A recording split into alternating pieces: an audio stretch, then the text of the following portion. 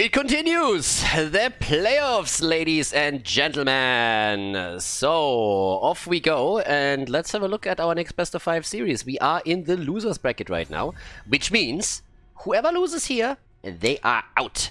We have Crystal Gaming going up against the Vikings in another best of 5 series, and by now, the Vikings playing, of course, with Quacknix. He subbed already in on the last map that the Vikings played against Washed Up. And now he's continuing the run today with them. I don't know if they actually switched roles now or if he will still play the main tank role for them. I was actually surprised to see that he did a fairly decent job on ETC, considering that it was a role swap as well as him subbing in on short notice, as I assume. Infernal Shrines is our first map in this best of 5, and we have bans on Vala and on Maiev immediately. So, well, there we go. And, I mean, we've seen some crazy drafts. I mean, we've seen fucking Murky against the Vikings. So I'm actually at a point right now where I'm just like thinking like, wait a second, what else can we get? What else are we going to see in terms of craziness here? Now, for everybody that just like tunes in, or if this is the only video that you watched so far, if this is on YouTube already from all of this, keep in mind, please, that Zul is banned for this tournament. Zul, after the rework, has a problem with his skeletons. With jailers, you can actually apparently one-shot people, so that's why the hero is banned out for this. This is why you don't see him banned or picked, so keep that in mind. Also, if you watch this on YouTube right now, keep in mind that you can actually always hit that thumbs up on the video. Definitely helps a lot. And also, when you're watching this, there's still the chance to support the channel for absolutely free without dropping a single dollar.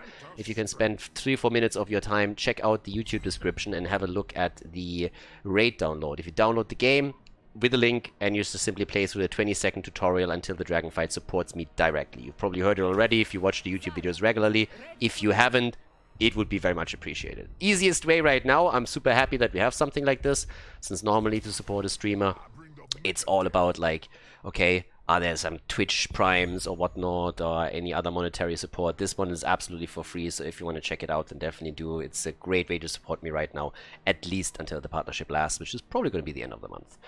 So, Zarya again. We've seen her a lot today, especially, of course, from Crystal Gaming. I mean, you have to be a little bit aware of which teams are, of course, playing. We've seen a lot of Zarya from Swamp Grotta for the fan club. We see a lot of Zarya games from Ixia whenever he gets the hero. So there's a couple of teams that really want to play around it. And then it's also a map question to an extent. Especially in Battlefield of Eternity, Zarya is a bit more powerful, or more common, because the foreman is just pretty strong. We have, for now, with our picks, a lot of wave clear actually for the Vikings. It's actually kind of insane. I mean, they have Johanna and they have Leoric. Doesn't get much better than that. So that's a really, really powerful setup for them. Tracer gets banned. Okay. And, well, let's have a look at what else they can play through with this one. I mean, the Vikings right now, they played their Tracer setup already a little bit earlier. But yeah, in this case, they won't be able to rely on that. When it comes to the damage output, they still have all the majors on the board. Jaina is still up, Gul'dan is still up, none of them has been banned out. Both could be played here. And, well, let's have a bit of a look at how this is going to pan out for them now. I mean, we still need more damage. And if you have Zarya, then usually you're also looking at someone that can do a bit more sustainable damage in an ideal world. I was thinking about Jimmy for them. We have seen actually quite the lack of Hanzo today. So Hanzo is starting to fall off quite heavily. Greymane is in. Yeah, true. Another hero. Very beastly lineup. We have a cow, a wolf, and whatever Rexa is. He has a bear. But he himself is also not looking too healthy. I mean, I have no idea what's under that mask. Honestly, I don't really want to know. But, yeah. Honestly, at this point, if you are... Actually, now that we're talking about masks and stuff, you know what? Now that I think about it, the best prepared hero in the Nexus for the coronavirus is Zeratul. He already has a face mask. No problem whatsoever for that bad boy.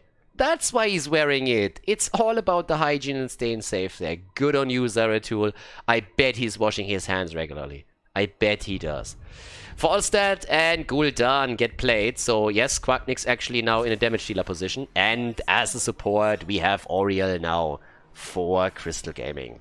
That sets us up for game number 1 in this best of 5. Infernal Shrines, ladies. Crystal Gaming against the Vikings. Let's jump straight into the first map. Game on, ladies! Map number 1, Infernal Shrines. And on the left side, Khaldor on Greymane for Crystal Gaming. The Frenchies here trying to barrel their way through the bottom bracket. We have Skeobi on ETC, Ixia on Zarya, Slade on Rexa, and Yazu on Oriel. And over to the right side of the map, Gulnar for the Vikings on Malfurion. We have Skog on Johanna. We got Gia on Gul'dan, Max Passion on Leoric, and Quacknix on Falstad.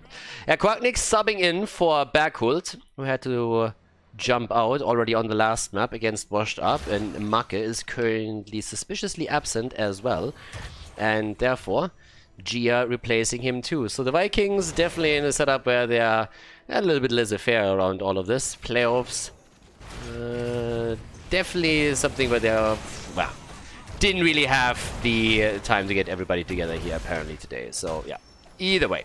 For now we have level 1 talent. There's already our seasoned marksman for Falstad.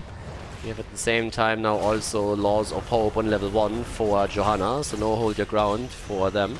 And at the same time, what's happening on the other side, we actually get the Searing Light here. A little bit of damage dealing. Okay. Actually interested to see that. Nuke Oriel incoming. There we go. But yeah, it's going to be kind of fun. See how this series turns out here. The Vikings definitely switching their lineup off a little bit.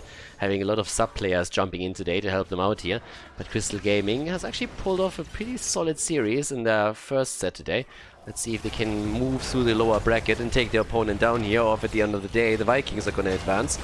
Already the setup, bam, down goes Malfurion, and that's a quick and early kill for the blue team, as they're stealing the opponent's camp away, or at least are trying to. And in theory, they could already eliminate that fountain. I mean, at this point, Grand Division, there it is, and now just stick around a little bit and Grand Vision once or twice, and you are Gucci. That's a neat setup already, yeah? That fountain is pretty much down. I honestly don't understand why you wouldn't stand there a little bit longer. Like, alright. I mean, it's not really that important right now. The fountain is not completely destroyed, but the next shrine is also not spawning in the middle of the map. But I honestly think this is a little bit of a lost opportunity. They could have definitely stuck around with Zarya a bit longer for a bit more grenades or someone else providing the vision here. That was definitely possible. Either way, it's already a nuisance for the Vikings, no matter how it turns out. 5 stacks for Falstad as Quack is playing the bird here. Eternal Retaliation on Johanna as a level 4 choice. Gives her now a cooldown reduction as well. Yeah, and here's the rotation into the middle. Skeobi sitting tight right here. An attempt to also, of course, rotate top side. Soon, 24 stacks are in, but the fight at the bottom of the map, that's a different story. Nice! ETC creating some space for himself here. Yeah, we still have a couple of heroes that are riding the golden snowflake. My opinion on that should be pretty well known by now. I mean, you're riding on a piece of pea. When have you ever seen golden snow or yellow snow? Think about it for just a second. What do you think a golden snowflake is made of, huh? Don't need a pea tape to tell you that. So, yeah, it's a little bit disgusting, but then again, it's a cow, so whatever. Either way, right now, we have topside, the fight finally breaking out over the first objective, down to the bottom of the map. Falstad is still occupying the time and space of Rexa, but can fly in now and is actually doing exactly that. So Quack is on the way. Flies in, tries to turn it into a quick 5 versus 4, and can help out here. They're making the engage, but Max Passion! Yeah, he goes down, so that's that. And that's still a 5 versus 4. I mean, Rexa is even rotating at this point. Doesn't give a shit about all of this. He's saying like, hey, level 7 is pretty neat. So let's make it happen. Level 7 talents are already in for them. And that could be a kill. No. Can't flank in hard enough. Rexa is still rotating. Still more experience for them. I think they're totally fine of actually greening it up. They're winning this 4 versus 5, guys. They're actually winning this shrine 4 versus 5. And they got a kill with it too. Could even get a second kill if they're lucky. And Rexa has rotated during all of this, so they're already a level ahead before they even get any value out of the Punisher. What a setup! I mean, seriously. There's the small wall opened up, they're following it with a kill, and down goes Johanna. Johanna is immediately dead. This is troublesome, to say the least. Losing a 5 versus 4 at the top. Granted, talent advantage came in for Crystal Gaming because Rexa rotated. We should not forget about that. But now they are 1.5 levels ahead, pretty much. 3 kills on top of it, too. And they took down the opponent's fort and have now stolen the camp away. Holy hell. Okay. That is going to be an interesting first game, I think. This is not looking pretty at all. Well, right now, rotation towards the bottom of the map as all of this happens. And here we go. Yeah, bit of a swipe against Jojo as she was thinking about coming in to help out, and I think now this is the end of this fountain. Yeah, this one is eliminated. There's a good chance that we have the next objective spawn in the middle. Actually, it's spawning bot side, but still, that fountain counts. It's close by, of course. So, yeah. And here we go. The push towards the bot lane with level 10 abilities in their hands. I mean, super early heroics now that they're holding here. I would be worried. If I'm on the red team, they should be worried. If level 20 kicks in, or so level 10, they have, of course, chances to execute combos. Just simply using an Entomb and a Mighty Gust to isolate the target would already do the trick here. With a Horrify follow-up, you can more or less guarantee a kill. But until then, they're going to lose more ground, and you can already see it happening with Crystal Gaming jumping down here. But at least at the top, a kill against Rexa. Okay, so they got the kill in top side. That's nice. Rexa down. But this fort is falling.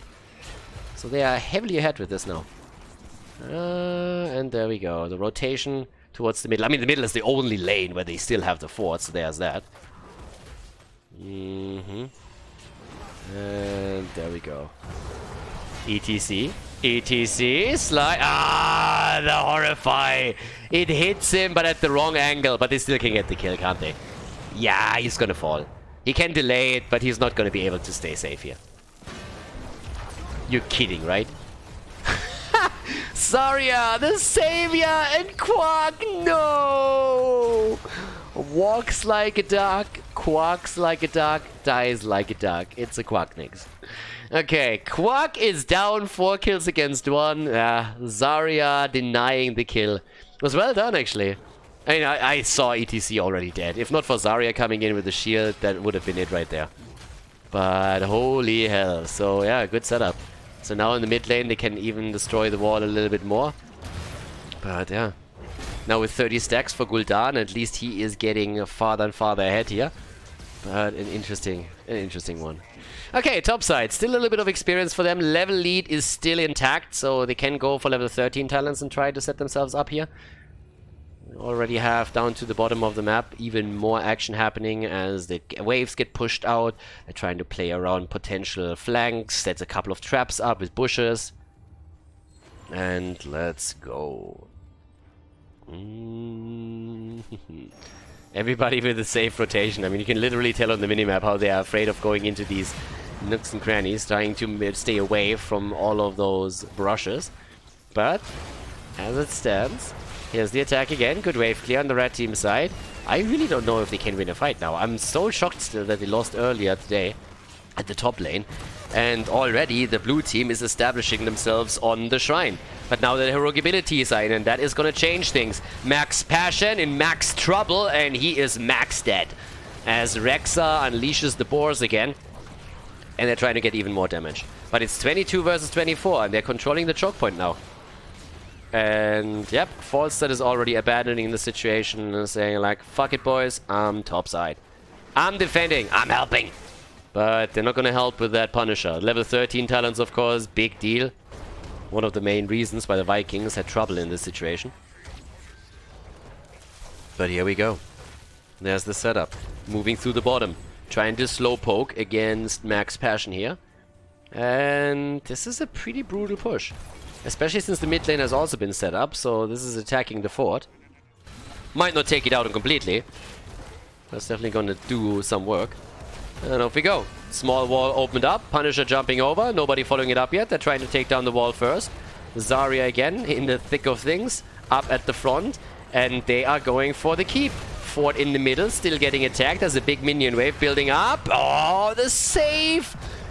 2 ults used to save Johanna. Blessed Shield and the Mighty Gust. They still have Horrify, but that's the Entomb used. Punisher is down, but that keep is low. Very low. Quest completed for Gul'dan. That's nice. Mosh Pit gets interrupted. There's the Aegis. And ETC is dead. ETC is down, but so is the keep. Rexa has also fallen. So they're just trying to see how many can they actually kill here. But the fort in the mid lane is still getting attacked. Ixia is moving in. Yeah, one of them is definitely going to fall. If they can save one, that would be great. But they're staying around for a long time. At least Greyman should try and get the hell out of there.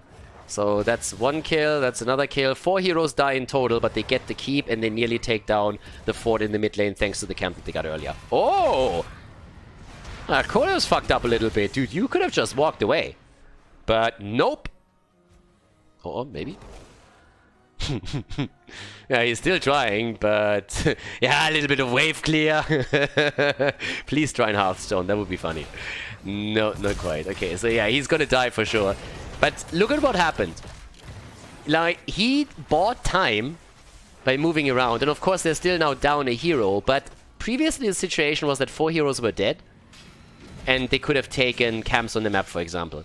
Now with them chasing, the situation is that 4 heroes are back on the map, 1 is dead, and they haven't taken anything.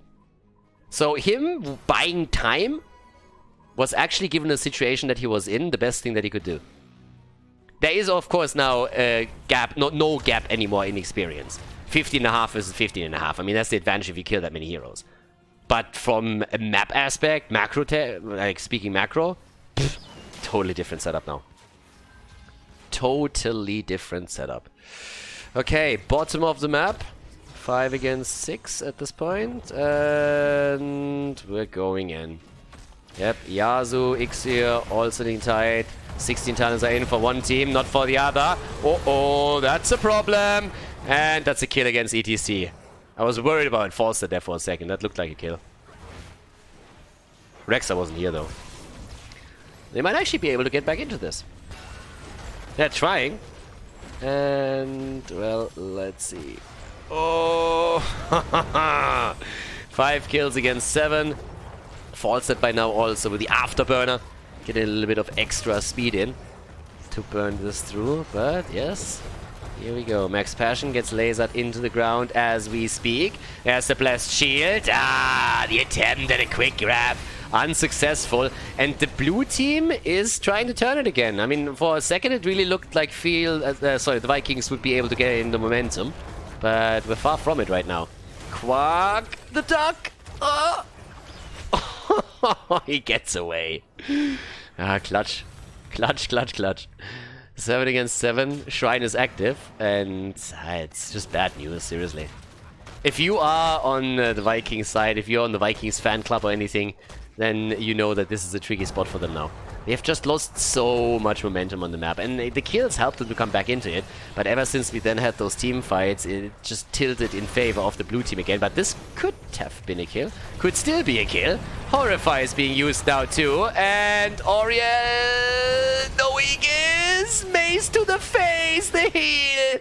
Oh, you got to be kidding me. Yasuo, what the hell? How did he survive that? They dropped 3 ults on him, and he still survived through all of that. That's insanity. That is absolute insanity. Unbe-fucking-lievable. 8 kills against 7. Big push through the bot lane now. We're only 13, 14 minutes in. The catapults will arrive at the core, but they shouldn't be able to do too much damage if they break through the shields at all. Top side, that's different though. Yeah, that is very, very different what we're gonna see here now. So let's see how that pans out. I mean, Ixir is already sitting tight right there. Okay, there's a little bit more damage down to the bottom of the map. They're currently having 3 catapults already set up, starting to take this one down. All the way up at the top. There's also the next attack, of course, happening. Max Passion already on the move back, trying to escape here. Bit more damage coming in as well, as we have once again Crystal Gaming in a dominant position, and they're actually starting to break through the shield at the bottom slowly. Core has nearly lost some hit points. barely saves itself. Again, it's not minion time just yet. We need a few more minutes to pass for the minions to scale properly. Quacknix, on the other hand, is nearly done with his level 1 quest. So once that he's done with that, he is going to have his activatable that he can use to dish out a bit more damage. But they gotta face the music now, top lane. I mean, they lost the fight, they lost Leo, and now it's just trouble. 27 stacks on Malfurion, give him 21,000 damage, by the way. Still lowest damage on the team, but still, could play around a little bit. And let's go. That keep is gonna fall, isn't it? Yeah, of course it's gonna fall. Fort in the middle of the map, by the way, will likely fall too. Look at the minimap, that's a double wave that is pushing through there. They might lose the game here. If it comes to level 20s and maybe even a kill for Crystal Gaming, then this could be the end of game number 1. Quack completes his quest. Fort in the middle is now eliminated as well. We go for Max Passion, and he is again max dead. And that will be likely the end of the game. Or will it be? Yeah, there's the jump again. Falstad with a gust, trying to get out of here. Shields are nearly falling. Jojo is down, and that's the beginning of the end. Level 20 talents in their hands, and the core, it's falling quickly. Kolios jumps in on Greymane, and this is lights out for the Vikings on the first map of the best of 5 series. GG and well played, Crystal Gaming with a victory on Infernal Shrines, the first map in the best of 5.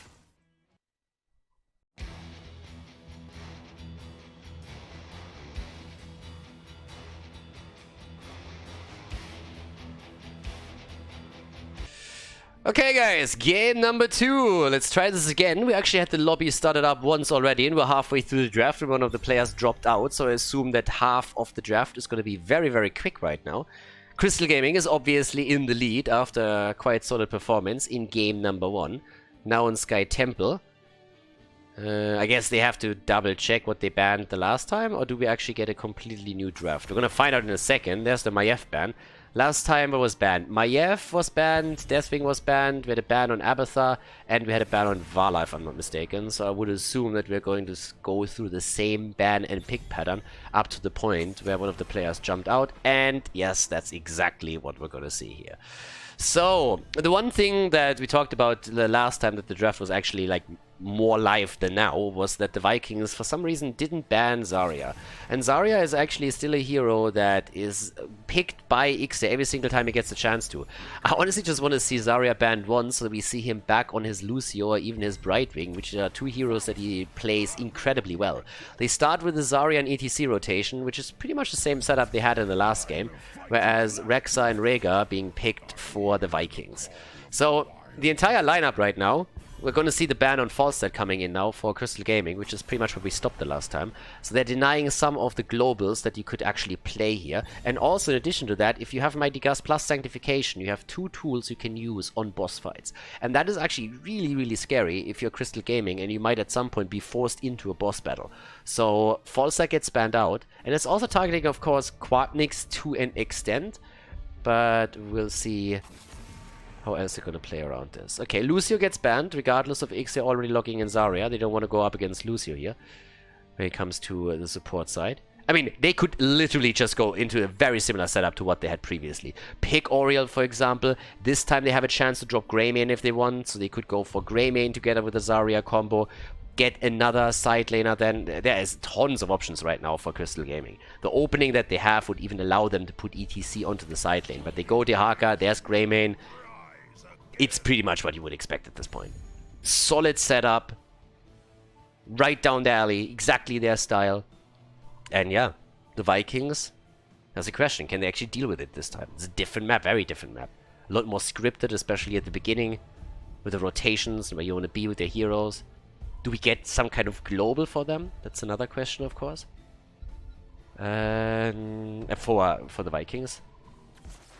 Cassia for Quacknix and Sylvanas for Gia. Alright. Against Greymane, maybe. I don't know. It will be tricky, I think.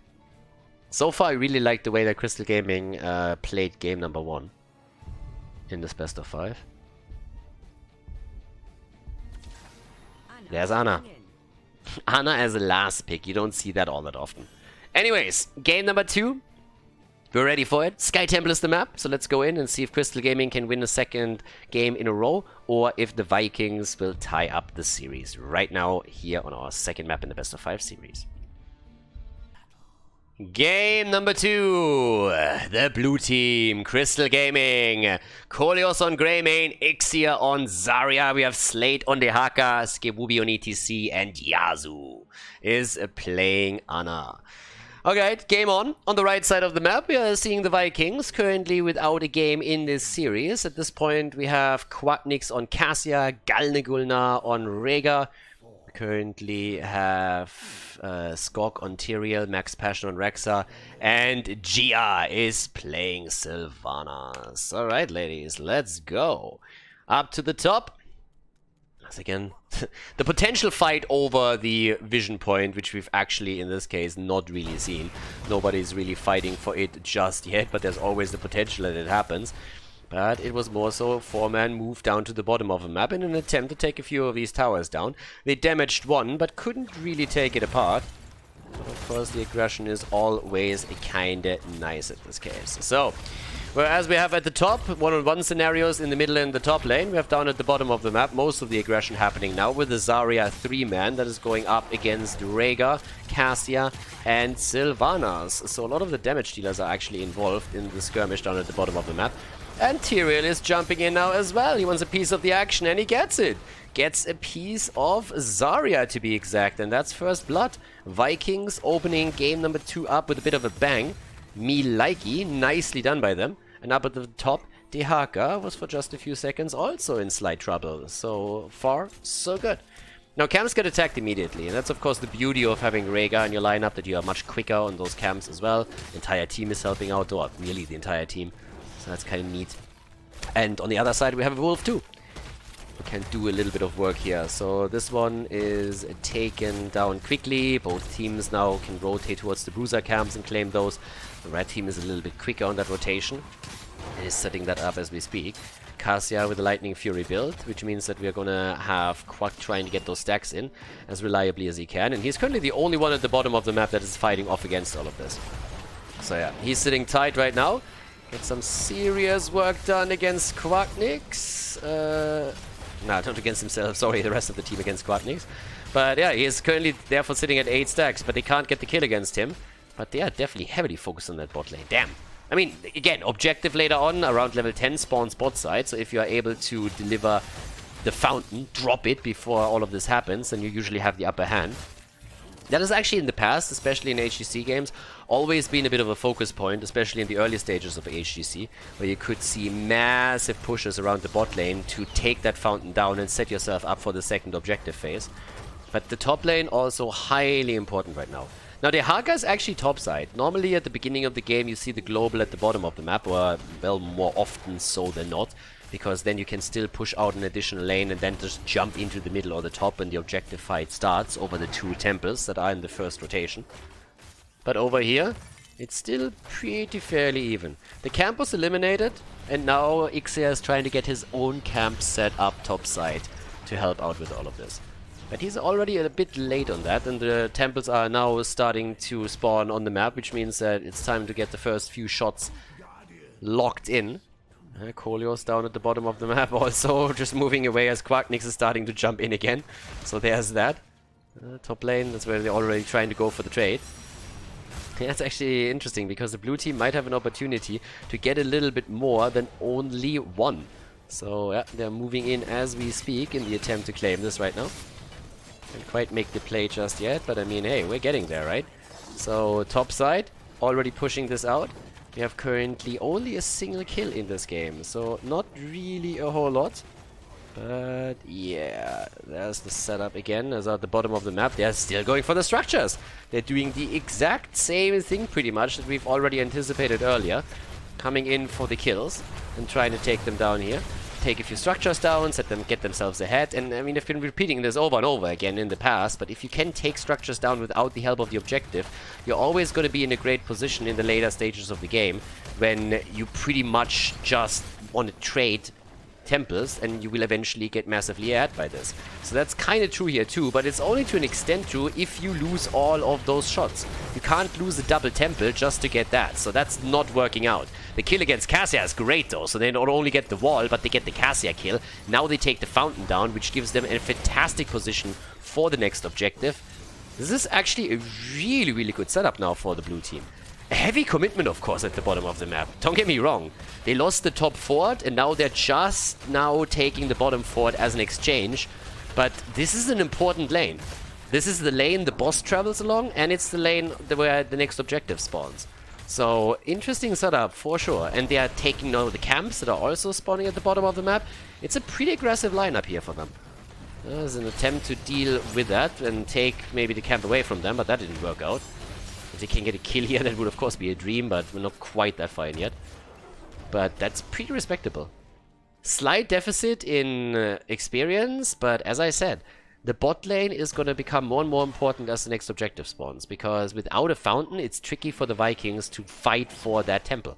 There's pretty much no way they can do it, unless they get killed previously. It's kind of the only thing that they actually can do. There we have it. Kill against Misha. Poor Misha. Poor Misha. And 10 versus 10 in just a second. Alright, that should also be when the temple gets announced. Yep, here we go. 30 seconds in.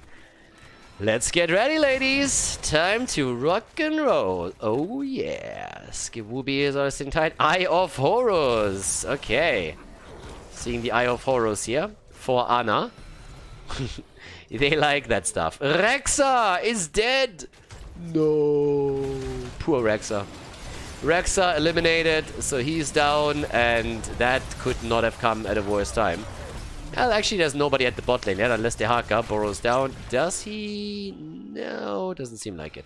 So the Haka is still Gucci. Everybody else is now rotating back down. But yeah, with Rexa dying and just now spawning, they get access to the temple for sure, and that sets them ahead in the game now.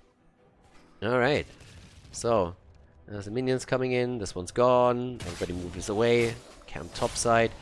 This one is just getting attacked by the Haka a little bit, but of course the temple itself is just firing shots at the fort here, and that will get them ahead in the game, because they're gonna be able to destroy not only the second fort, but a couple of the shots are also gonna end up at the top lane even. Okay, Slade is trying to get out, should actually be able to escape here, honestly. Especially with Khaldor coming in and helping out a bit. But, yep, there's the shots fired. So they are now starting to get heavily ahead on the map, taking those forts down, getting a few more shots through Rexa, and that's starting to become a big problematic for the Vikings. It's not really a big deal just yet, but this is signaling a bit of a trend that the Vikings need to stop at some point, because now they're already in that spot that I highlighted at the beginning, where you cannot trade evenly with your opponent anymore, or you're eventually going to lose the game. So, yeah, there's that. Okay, so up top side, that's where we still have Rexa moving around. We currently have also another camp taken. Still very, I mean, it's not really a lot of kills in this game. 2 kills against 1, not really a whole lot. And what else do we get there? Gia gets the Ancestral, and off we go. Team fight. Soon. TM. Camps on the map. Keep the Sanctification in mind for this one. Also, especially since we have the Ball of Lightning right here. And what do we get with that? Okay. They actually go for the ball. Seriously? Nah. Nah. Okay. They're just like testing the waters, but there was no way that they actually commit to this properly. That would be a little bit insane. Now we have, of course, a couple of tools also with the Expulsion Zone here, don't get me wrong. But that would have been an interesting boss move and a very interesting timing, to say the least. The fight in the middle, that's a different story. Thanks to the Sylvanas setup, they can disable the fort and try and take that down too. And let's see what we're gonna get here. 13 versus 13. Talons are in. Alright, so far so Gucci. Level 13, the cooldown reduction. Cooldown reduction is in, and off we go. Still playing around the boss, by the way. And they are currently really considering going for it, especially with the Haka zoning out Rexa a little bit and then burrowing in potentially. They are actually committing to it now. So we are seeing them go for boss, and that is a bit of a YOLO move, to be honest. I mean, there's going to be a sanctification any moment. Expulsion zone is already in. They take the boss thanks to it. And ETC with the mosh pit. They take the boss, they want the kills, and if they can get kills in addition to it, that would just be disastrous for the Vikings. Vikings need to deal with this now somehow. And keep in mind that those temples are actually up. The temples are on the map, and off we go. They're starting to jump down to the bottom of the map to soak a few shots, and that will put more pressure onto the top lane. They can, in theory, even get a few more shots from the middle of the map. They can get both. Trying to go for the kill against this. Let's see if this is actually working out for you. Bot lane, Sylvanas still trying to take the boss apart. I mean, again, it's early on in the game, so it doesn't have too many hit points. But that's a lot of temple shots fired. They get a lot of this. They get the majority of these shots. And as I said, now they're attacking the inner ring of defense. They're attacking the keeps right away. And that's something that they're usually trying to avoid. And so far, that's not really working out that way. I mean, ETC, again, is sitting bot side to soak the few final shots that they still have. And that is eliminating parts of the wall, at least. Yeah, bam, bam, bam. All gone. And over here, still that little skirmish around temple number 2, which goes now over to the red team. But still, less than 50% of the shots that are available. And the temple is even taken, so if they lose the fight right now, that would be a disaster. Sanctification is in. Isolation has already missed. They're going for Zarya. That might be a kill. Ixia, shield. No. Oh, cooldown. And yeah, that's the kill. So they take him down. That's 2 for 2 kills now. And they're following it up with the kill against the Haka. Nice. Nicely done. Yeah, good job. That was actually a good fight from them. 2 heroes down. They have Sylvanas. This is actually one of the things that we shouldn't forget here. If you have Sylvanas in your lineup, you always have an opportunity to push aggressively and take some of these structures down that you otherwise would have more trouble to drop. Cassia at 44,000 damage. The duck is quacking. And let's see. They're gonna lose at least the tower here, aren't they? Top lane is also getting pushed in, and Rexa is joining the fun now, trying to take down ETC. No mana, and out. Yep, no mana for him, and that's the end of that. So, off we go. 16 against 15. That's where we're at. That gives us the extra talents. And that also concludes, of course, the build here with Pierce for Lightning Fury. And with the cooldown reduction, that's going to be absolutely solid. There's no boss on the map to be taken, but they can still take a few of these siege giant camps away, so that's already a good start. They also get the only templates on the map, and that is about to equalize the situation on the map itself. Yeah, taking this one down. Thanks to the temple, last few shots are taken, and we're nearly even now. I mean, again, a bit more damage, again, especially at the bot lane here. On all of this. But it's there. Oh, it's a nice one. And it's like there is a good chance now that the Vikings are coming back into this. It's a close one, actually. I like it. It's a good series so far. First game was well played by Crystal Gaming, but now in this one they struggle a little bit more. So let's see how much they can actually do here. The next team fight is going to be hugely important, and the Haka at the bottom of the map is probably going to have to join it eventually. Does already. Misses the drag though. No isolation just yet. Mosh Pit gets interrupted, but isolates for a time. Sanctification is now out too. And they're starting to jump in again. The drag connecting this time, so does the isolation. Rexa is down, and Cassia is in a bit of trouble. But nobody actually follows up. Skiwobi is the only one who's there. Kolios is finally starting to join the fun. But there's the blind and another drag. And this time Cassia should fall. Quacknick stays alive for as long as he can. But that's the end of it. He's eliminated, and so is Rega. Oh, snipe, bitch! Yes, the grandma comes in and gets the kill shot. Nicely done. Yeah, that one hit hard. Poor Rega thought he was away, thought he was able to jump out, and then it was just like, nope, not on my watch. Anna comes in, pew! And just snipes him out. Headshot right there. No chance for him. Tyrael, by the way, okay, there we go. Starting to attack the bot lane a little bit. That's an interesting setup. Talking about setups here, I mean, just look at that mid lane. Damn, that keep is taking a beating. Temple is activating in just a bit again. Where's the boss timer at, actually? 16 seconds. Yeah, that's going to become a huge one, too. The Haka still has to defend. Yeah, they're trying to get a bit more done here by slowing everybody down. Rexa already utilized the ult. temples are up again. It's a 5 versus 5 on the map with 5 kills against 4. Insanely close. Insanely close again. But Tyrael is the first one to appear down at the bottom of the map to soak the shots. And that fight is going to be important. So, yep. Off we go as everybody starts to jump in.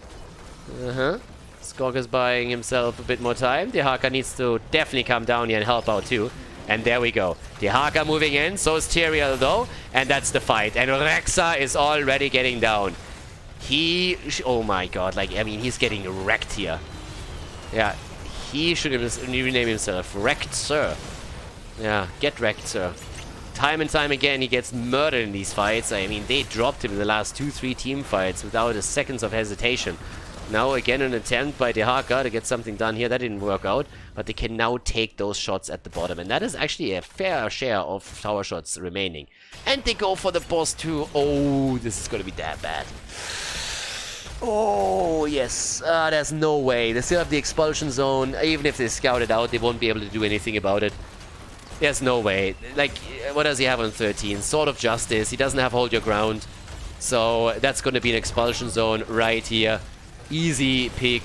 That's a boss taken. And now they're going to get kills with it. Why does the red team fight here? I mean, they are going to be in deep shit now anyways. Don't get me wrong. I understand that losing that boss is a disaster for them, especially since that bottom temple is still there. But going into that fight and then not getting the boss and then losing a hero is definitely worse. So now they are in an absolute horrible spot right here. Trying to survive somehow. Wrecked Sir gets wrecked again. And that might just be the end of the game. I mean, at this point, Crystal Gaming is just crushing through all of this. Haven't even taken the temple, but that's the first keep eliminated. And if they don't go for core with the level 20 talents that they have, then they can easily take the mid keep at the same time. But there's only 3 heroes defending, and there's just no way. Absolutely no way. That's already the shields gone, boss is still up, and yes, ladies, that is game. Full 5-man team wipe as Crystal Gaming get a 2-0 lead over the Vikings in this best of 5 series at the Division S playoffs. GG. Well played.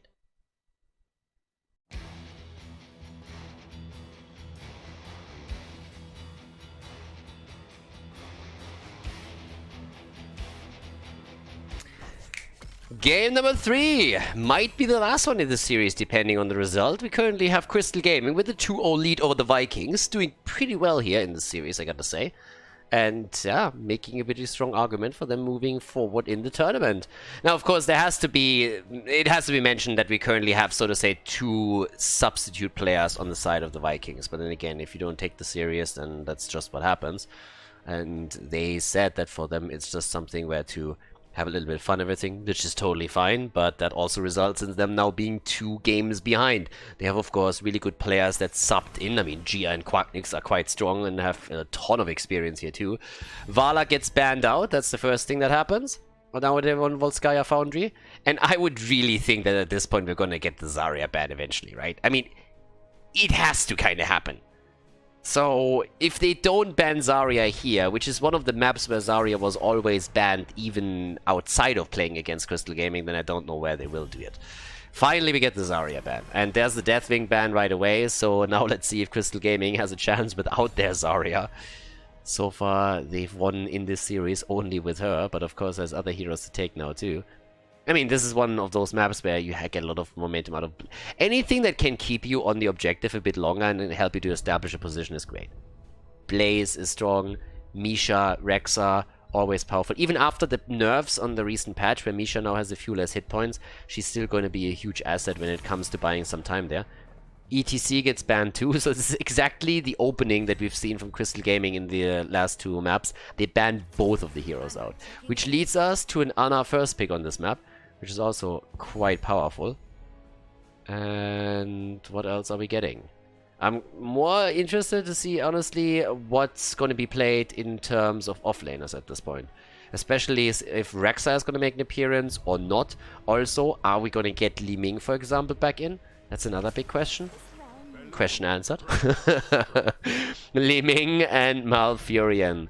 The first 2 picks for the Vikings. Also picking Li Ming away from Ana, so no nano boosted Li Ming for insta resets and kill potential. But it still means that if you want to play with Jaina, you have now a fantastic opportunity to nano boost her. Chromie, okay, that works too. Chromie works too. Here we go again. Yay! Shut up. Yeah, Johanna gets played together with that. Our little fake dragon is gonna try and enjoy that time over here. But on the ban pattern, it's offlane time, ladies. Let's see. Rexa, yes or no? Is one of the two teams banning him out? Or does Rexa make it through the draft? Other heroes to be picked. Blaze, Malthael, Urel. That's quite a few. Tracer, first of all, getting banned out. Okay. Alright. Let me see. What's happening for the blue team now? What are they gonna ban here? Come on. Come on. Don't be shy. Don't be shy. Drop the ban hammer, boys. You know you want to. Volskaya Foundry. Who's getting eliminated now?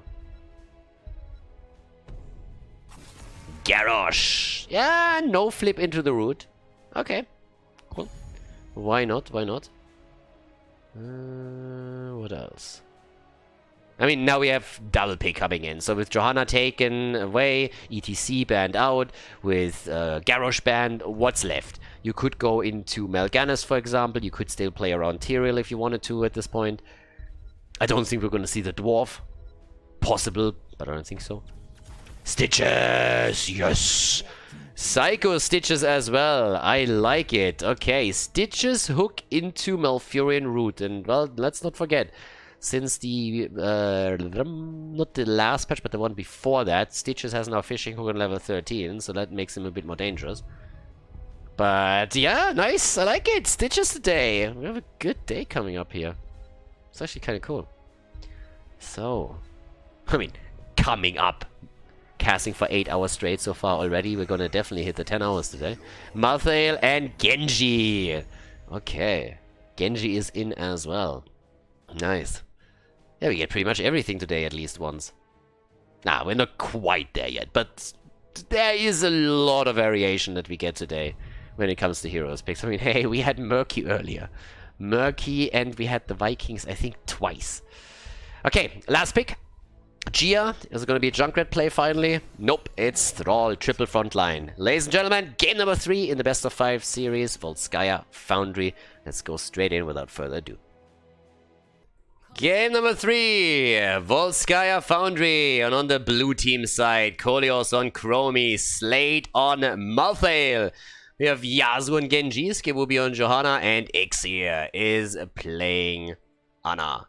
On the right side of the map, Khaldor on Malfurion, we see Gia on Liming, Skok on Stitches, Max Passion on Chen, and Quacknix is playing Thrall.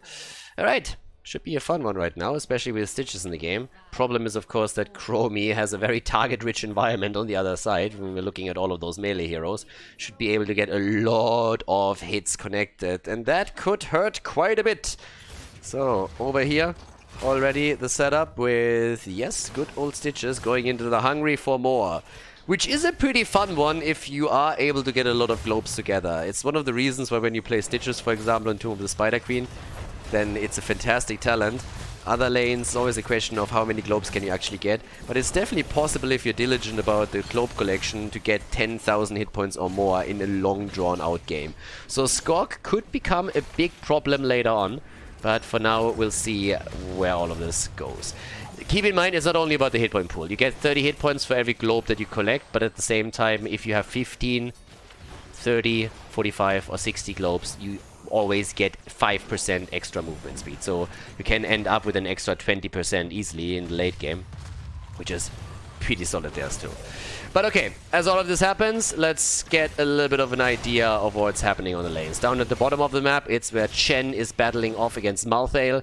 We have as the level 1 talent for Quacknix the Echo of Elements. So no Trolling Thunder, no Trash Lightning, just going straight for the Echo and also gonna try and of course complete that as quickly as he can. Stitches is still rotating a little bit, and you can actually see that Quacknix was waiting for that globe there. So yeah, nicely done. Really diligent movements here in the early game. I mean, you can't keep that up for the entire game, but if in the early game you collect a couple of extra globes, that really pays off towards the later stages. And with good communication, you can just tell your top laner, for example, dude, don't kill the mage yet, wait a second, and make sure that I get that globe as well. And Stitches could actually get this one too. Nobody gets it now. That's a waste right there.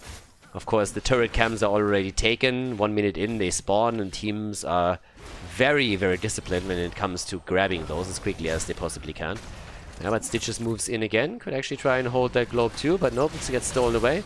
6 globes for him so far, which means that's 180 hit points.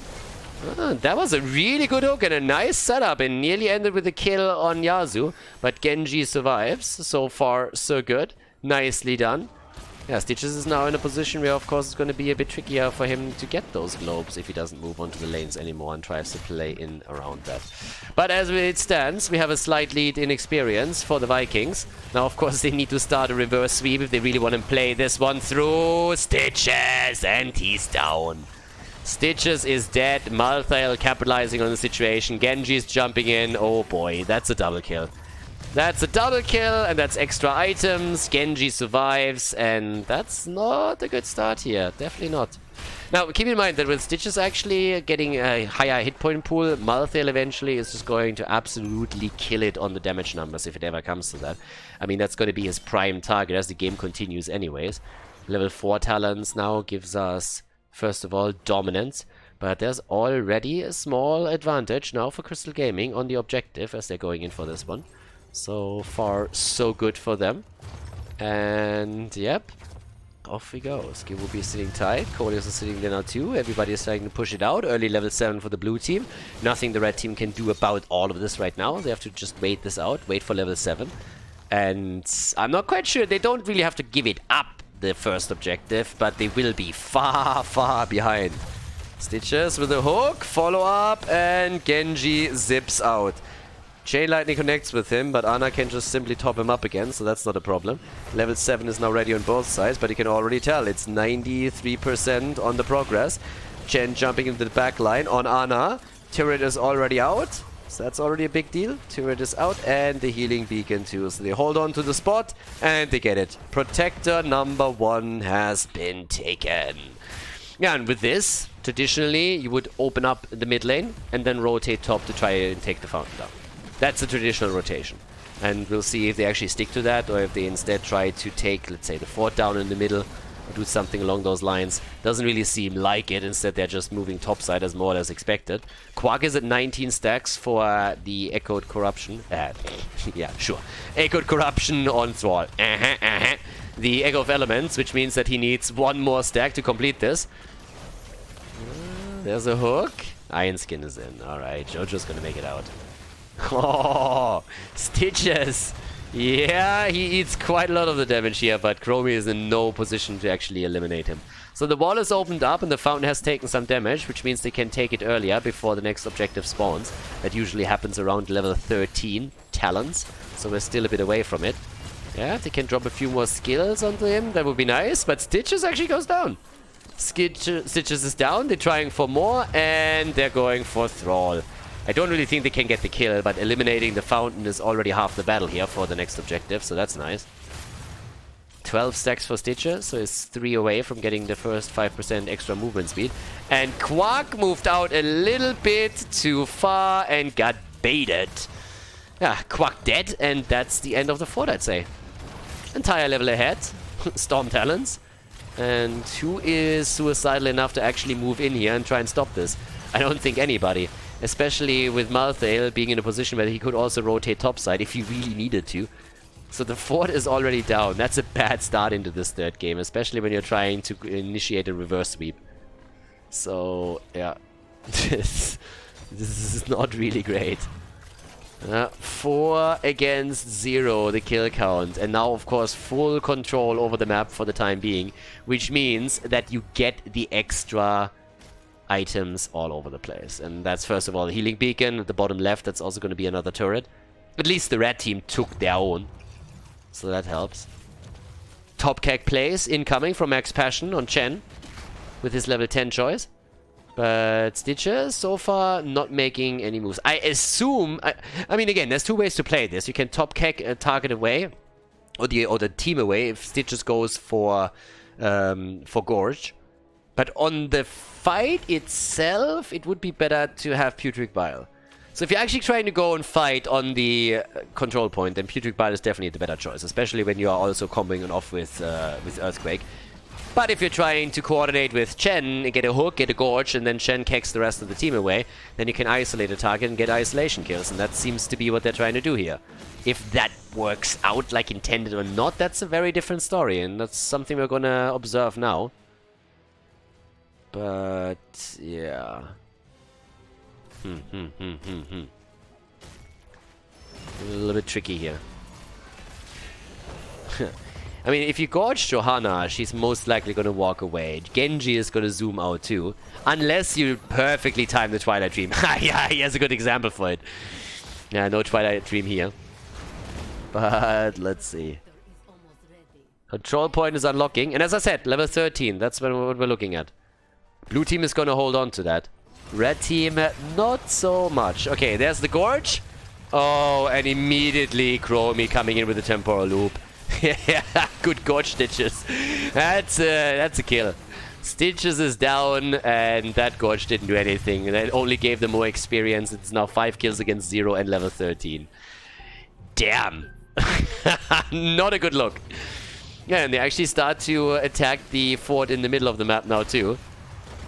Easily, I mean, slowly and steadily, taking the minions down, capitalizing on the talent advantage a little bit. That is just tricky. We have seen not a single 3-0 so far today. This would be the first one. If the Vikings can't turn this around and gain some momentum, then they would be the first team today to be eliminated like this. Okay. Right. For the time being. Up to the top side. That's where Stitches is moving in again. Gorge is not ready. Another few seconds, and he has it though. So, yeah. Trying to make the play over here. Quacknix. Thrall. And the kill. Last rights confirms the kill. Ana is gorged, but she is... Actually, she could die here. Oh my god, Li Ming is dead too. Oh, Li Ming is dead. Oh, what a spanking. Oh, seriously. Who talks about toilet paper? What the Vikings need is aloe vera to soothe those burns a little bit. Damn. They are getting spanked in this game. 8 kills against 0. 2-level lead now for the blue team. And, I mean, they already destroyed the fort at the top. They can move down to the bottom of the map to prepare for objective number 3, as you usually do. And go for a little bit of a walk by in the middle and take down the fort here as well. This is rough. This is really rough. I mean, they're just, like, shifting things around now. But this is brutal. Okay. Yeah, there's the drive-by, or the walk-by. And now it's down to the bot lane. That Gorge didn't come through either. Iron Skin was ready. I mean, they still have quite a little bit of time here, but they shouldn't waste too much. I mean, this is like a full-on rotation from the top down to the bottom in order to get the advantage for objective number 3. Right, one taken. We can come in now. 16 is there. 8-0. And let's go. That's the Fountain eliminated. Top keg play attempt, but that's bottom keg if anything. And that's a Blessed Shield. Can you get something out of this? I don't really think so, but that fort should actually fall. Temporal Loop. And the damage output. I mean, Stitches survives it, but not with a lot of hit points. And the fort is down. Genji comes in and gets gorged immediately. And that's the first kill. Nice. Yeah. Fuck coronavirus. He had Genji syndrome. That's a kill against Quack, and that's an additional stack for Malthael. 2 stacks for him. Here we go. Can they get a few more kills? Ixia! Oh, all of a sudden the red team is getting kills in. That's the second one now. Despite the fact that they don't have level 16 talents. Okay. Yep. Nice Iron Skin use. That helped. But it's still a big leading experience. 9 kills against 2. Let's look at the damage for just a moment. Look at the numbers. 31,000 for Chromie. 25,000 and 26,000 for Malthael and Genji. 27k for Li Ming. All on hero damage, of course. And here we go. Bot lane, that's where we currently have turrets taken again. I mean, the item advantage is still going over to the team in blue, if I'm not mistaken. I mean, now actually it could be fairly even. He had to drop his turret before the towers, the fort, actually, the keep killed him. So now they're sitting at the bottom of the map trying to check all of this out. Camps are taken again, top side in particular. Okay. And let's see. Lacerate, Mirror Ball is taken.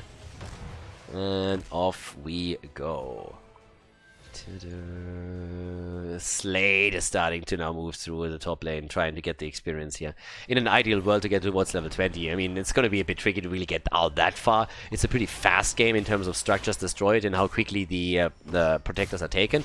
But I mean, it's still there, so there's that. Top lane rotation. Skog is always ready for that hook. But so far, he didn't really have any great ones. 24 stacks on his level 1 allow him 700 additional hit points. And here we have the healing beacon taken again. Hook immediately gets denied.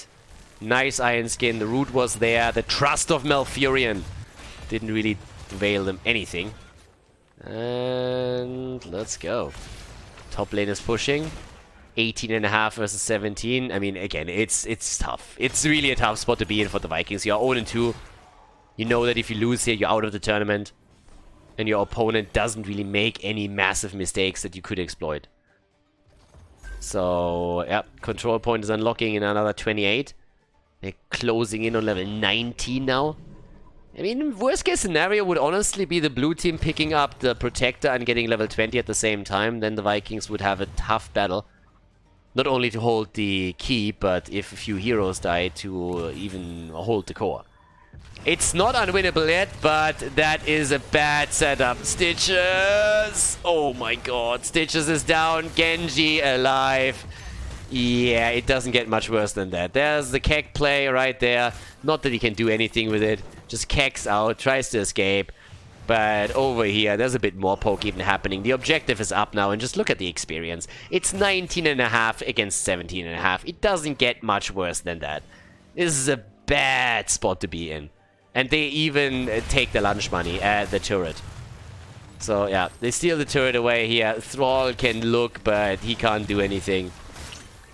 I mean, again, without Stitches, they don't even have the threat of a hook. Chen was visible top lane, so they knew that the maximum amount of heroes that could be down here was 3. And now they go for the next item. Item control is nearly everything here. They control the item, they control the objective. Just look at the amount. We have, with this, that's 3 turrets in total. 3 turrets and a healing beacon is what they hold on to now. Yep, and good luck dealing with that. Actually, it's 2 turrets and healing beacon. Ah, yeah, they used one in the last fight. My bad, my bad. So 3 items in total, plus the objective, which they will now get, and level 20 talents that just dropped. So now it's all a question of whether or not the red team can save their core. I don't think there's a chance that they save the keep. I mean, again, there is one, but it's small. Can they save the game, though? We see this map go to the 4th Protector more often than not these days. But if you're that far ahead, if you can get a kill, you can definitely go for the finish. Ana gets attacked, Chromie gets attacked immediately. There's the timeout. Yeah, already waiting out the Kek play. And there's a stun, temporal loop, and he's dead. Oh, what? Even with the last rites, the Panda survived way longer than I thought, but he's down regardless. Malthel is also dead though, and Genji is down too. Okay, so that's a problem. Well, Protector is still there. There's a channel, and I don't think they can even take the keep down. Guys, they are not going to take that keep. Red team isn't out of this yet. The Vikings actually still stand a chance here. They're chasing them down. Malthael can't be stopped. No one can stop death, baby. There's another 20 seconds for the cooldown. But that didn't do jack shit. That didn't do anything. I mean, the only thing that comes to mind when I see this is like, I don't know, but like... Unstoppable. That was me fat fingering 2 sounds. You can choose the one that you think is more appropriate in that situation. But yeah, if the question is, did they actually get any value out of this? The answer is easy. Nope. So now with 11 against 4 kills, then level 20 on both sides, the big advantage that they had previously is gone. Granted, you still have all the forts, your opponent only has keeps, but still. And Stitches is by now at nearly 1,000 additional hit points. Ooh, what a hook! Yeah, the immediate item drop, but last rites and hungry Stitches. Hungry Stitches is dead. Last rites and goodbye. Yeah, gets dropped. That's 3 stacks for Malthael now. Cooldown reduction is in, but the aspect of death is also dead. Alright, he's down too. Yeah, I don't know. 12 kills against 5. I can't believe that they're not farther ahead right now. This is actually 20 versus 20. And now 4 versus 4 setup. Genji! Oh, he needed healing. He needed healing. Ana, he needed healing. Didn't you know? Okay, this game is getting weird. This game is getting really weird. 51,000 damage from Liming, 54,000 from Chromie. But now with the 4 versus 3, they're trying to make the play for the healing beacon, and there's no reason why they wouldn't get it. I mean, who's gonna take the panda down? Nobody. This is an awkward game all of a sudden. Keck. Okay. Like, I really don't know what to make out of this game at this point. I mean, Crystal Gaming should be way farther ahead than they are at this point. Now, we have big push top lane. Stitches is dealing with that. So the keeps are taking some damage, and we're now 18.5 minutes in with level 20 on both sides. So keeps are eating damage, that's true, and thanks to all the forts still being in play for the blue team, it means that they have catapult spawning on every single lane. But this is still winnable for the Vikings. I mean, I'm not saying it's easy, I'm not saying they're ahead or anything, but this is winnable. Team fights, 20 versus 20, without any keeps destroyed and therefore no continuous catapult pressure? Fuck yeah, you can win that. Win one team fight and they won't be able to finish it immediately. But they can, with the team fight and the way the death timers are now playing out, they can do a lot there. Okay. But this is gonna be really tricky. Let's go. Hook in! Ah. Always those shivers, right, that run down your spine when you see one of those hooks coming towards you. Yeah, 1,000 hit points for Stitches now, thanks to his level 1 and the 10% movement speed advantage that he has in the fights too. So that's another one. But yeah, everybody's just waiting for the control point. And I have, in my whole life, casting heroes in Volskaya Foundry, I have once seen the 5th Protector. And it didn't finish the game. The 5th Protector actually lost the game because the team that didn't get it just YOLO'd the core and won the game like that. Which was pretty funny. But the 4th Protector usually ends the game. So, yep, let's see. The timeout, Chromie! No! It's the first death of the Chrome Star. I'm telling you guys, the Vikings are coming back into this. Yes, they now go for Johanna. Ana is also in trouble. Genji is already down. I don't know who I'm watching dying. 1 down. And they killed everyone. Malthael is the only survivor. Oh my god. Are you fucking with me? 12 kills against 10. 4 heroes dead. Can you imagine how pissed you are if you are Crystal Gaming at this point? You had this game in the bag. You had the 3rd Protector with a 2-level advantage and level 20 in the hands. And you didn't do anything with it. Nothing. And now you are losing the fight over Protector number 4, which will also lose you the 4th Protector. And there's a chance that you're losing the game now because of it. Unbelievable. What a comeback. Yeah, that's what happens when you don't capitalize on your advantages. The keep is down. And here comes the Protector. And how do they play around this? I have no idea. How do you stop this now? How do you stop the pain train that is now just angling for your core? They need a kill and they need it quickly. And I have no idea how they can actually do that. God, this is gonna be... This is gonna be so tilting to them. Oh my god. I think the salt mines will be mined empty today. They dug deep into the tilt cave to find enough tilt to throw this one. Yep, there we go. I don't know what to say about this game. Unless they're somehow getting... Oh, maybe. Stitches. Genji. Chromie. Genji. Anybody? Stitches is down. Chromie is dead too. 4 versus 4, but there's still 50% on the Protector. That would be crazy. Alright, they're going in. The Protector's so strong, isn't he? Ah, the shields, can they save it? There's no way, right? Can't happen. No. It's too much. That is game. The Vikings victorious on Volskaya Foundry, and they put the first point onto the scoreboard. GG, and well played.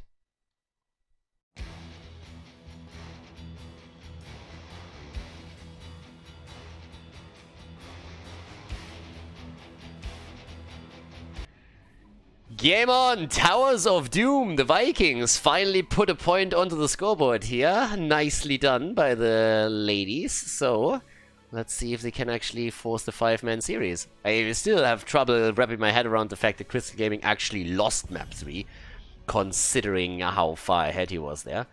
But, yeah. Let's check that out and have a bit of a look. Towers of Doom is our next map. Of course, always a little bit special. The continuous ban against Vala. It just doesn't stop here. Zarya ban again? I mean, again, if you think about it, the first map that was lost by Crystal Gaming was the map where Zarya was banned. So, yeah. Again, the same thing. Okay, so Zarya gets banned out. I would assume that we still see Deathwing banned, probably by the Vikings. Actually, didn't Crystal Gaming ban Deathwing the entire time? Yes, they did, and now they do it again. Apparently not really a big fan of the big bad dragon. But what exactly are the Vikings not banning out? I mean, you could ban some of the supports out for sure. I still can't believe that we're in map 4. It's like, how the hell? With how far ahead they were. I mean, anyways, so the ban comes through, and it is Abathar. They really don't like us. I would have loved the slug. Slugging around a little bit in game number 4 here on Towers of Doom, pushing lanes out a little bit of macro level, put a Samura in the mix with it, and off we go. Nope, none of it. So, first pick. What are we getting? Last time they actually banned out ETC. This time ETC gets taken as the first pick. But, yep. Now, for the Vikings, on the other hand, what else are we grabbing here? I mean, the Vikings, they get Li Ming set up. Ana? Yeah, Nano Boost, baby! Already dangerous from the get-go. What is Ixie actually playing this setup? Is he actually jumping onto supports right now? There's the Lucio pick. Okay, Ixie with his Lucio. Yeah, shit is getting real. They just lost the map, so he needs to play Lucio and show everybody how it's done. Greymane together with the combo. Probably not be a bad move. Yes, there we go. Greymane in. And with that, they have a solid setup that they can now use to not only take down a couple... I mean, they can do a couple of things with this, actually. They can, first of all, take structures down. They have also a lot of kill potential. And that's a really nice setup here. Okay. Maiev gets banned out. What do you ban out against the Vikings now, though? Oh. No hesitation. Get rid of that Garrosh. Yeah. Went up against him once. Don't want to do that again. Okay. Towers of Doom. Let's see. I mean, I would think that at this point players are also getting a bit tired. I mean, probably not as tired as the casters. I mean, casters have been here for 8.5 hours now. A little bit more, casting game after game. At least the players get a bit of a rest in between. To grab some food and stuff. Ooh, old school. Now only Deckard Cain is missing. The good old days where Urel, Diablo, and Deckard Cain, the triumvirate, the triple, the holy trinity. They pretty much had what kind of win rate? I think it was 95% until some patches came out. It was kind of insane. Totally nuts. But okay, so we have at least this little setup. And what do we get now? The last 2 picks for the blue team. What are they rounding this draft out? They need an offlaner if they don't play ATC there. It's Leo, and they also get Sylvanas now. Okay, so Leo and Sylph. And in addition to that, the last and final pick for the Duck, Mr. Quacknix himself, unless he obviously switches over to Li Ming. What's it going to be? I mean, right now, that's going to set the stage. They need a bit more damage. They don't have enough yet. Need something to follow all of this up for the potential last map. But again, we could also look at another 5 mapper. We are pretty blessed, actually, with the games here at the tournament. And it's Thrall again. All right. Thrall is in, and off we go. Game number 4, Towers of Doom. Ladies and gentlemen, let's jump straight in. Game number 4, Crystal Gaming against the Vikings. And we're in Towers of Doom with Kolios on Greymane. We have Ixia on Lucio, Yasu on Sylvanas, and as you can see right now, Slade on Leo and Skibwooby on ETC. Yeah, off we go. On the right side of the map, Gal and Gulnar on Ana for the red team. We currently have Skok on Diablo. Currently looking at Max Passion on Urel, and Quacknix is playing Thrall in the game right now with Gia on Li Ming for the resets, and of course the most likely recipient of the nano boost could be dropped on Thrall eventually too, but Li Ming is definitely the priority here. That is true for sure. So at this point the level 1 talents are in, and we have our little brawl in the middle of the map. Leo already trying to come in here. Maybe slow them down and set themselves up for another kill. Oh, the slide, but also the push out. Yeah, just a lot of boasting right now in the middle. Nobody actually doing anything. Everybody's just like, hur, hur, hur. But yeah, there we got that. All right, setup continues as we speak, and now there's actually still an opportunity that the team in red walks away with a bit of a lead in experience. Not very likely. I mean, Quacknix is sitting in the middle on the map, just like slowing this down. He not even pushes the lane here. Tries to stay as safe as he possibly can. Max Passion should have no issues either. Ixia is, of course, doing what Ixia does when he plays Lucio. He's just zipping around the battlefield. Just like speeding around all day, every day. And the teams are going for the pumpkin camps just as they spawn on the map at the 1 minute mark, trying to do their thing right here. So, one pumpkin camp already taken on the left side. Right side does the same thing. Vikings lock theirs down. And so far, so good. A little bit of early skirmishes, nothing crazy. We don't have any invades on the opponent camp. Nobody's really making any big moves just yet or playing hyper-aggressive. It's of course also a setup where you want to be a little bit more careful considering the score that we have in the game right now. Crystal Gaming really wants to seal the deal here. Whereas for the Vikings, there is a lot hinging on this. If you lose in the loser bracket now, then you are out of the tournament. Out of the playoffs for Season 2 here. And let's go. I mean, at this point, level 4 talents dropping in. A little bit more damage against the wall down here, so that was nicely done. Lucio is already zipping around Thrall, trying to interrupt potential rotations. Level 4 talents are in. They're starting to make the way down to the bottom of the map. Nothing really that stands out in particular in terms of talents here. There's nothing crazy. We see a bit more dominance actually throughout the entire tournament so far compared to Triumvirate, which we see a lot more now on Li Ming lately. So there's at least that. Probably should highlight that at least a little bit. But here's the triple altar phase, and they're already trying to go up for the first kill. Yasu is getting out. Yasu is able to move away. That could have backfired as well. Didn't though. Normally the top left and top right are even exchanges and bell towers, and usually not a big advantage that goes to either one of the teams. In this case it could be a little bit different. Everybody is actually starting to rotate mid lane in the attempt to also get a kill here. Not really getting to that point just yet, but top left and top right, as expected, are currently getting channeled from Leo and from Urel, so it's an even exchange. And over here, the attacks continue as both teams are aiming for the last remaining altar at the bottom of the map. Alright, who gets the setup? Who's able to get the lock-in and the channel completed to drop the additional 4 points on the opponent's score? Urel is pushing out the top lane. I mean, the ideal setup would, of course, reaching level 7 throughout all of this, but the blue team channels it through without any further ado. And now the focus onto the bottom of the map without any big problems here. So far, so good. I mean, again, things are currently looking pretty decent for the blue team. Slight advantage. I mean, looking pretty decent is over-exaggerating things a little bit, but they get the early lead. Not that it matters too much on the map. Ixia is keeping everybody at bay while the rest of the team goes for the next camp. So I would say that both teams are just executing their normal rhythm here. We have Calamity now in for Liming too. It's going to be on Jia to really pop off in this game. He needs to be the one doing a whole lot of work in team fights, especially once that he gets the nano boost. So yeah, needs to be hyper aggressive around all of that, and we're going to find out if he can actually pull that off.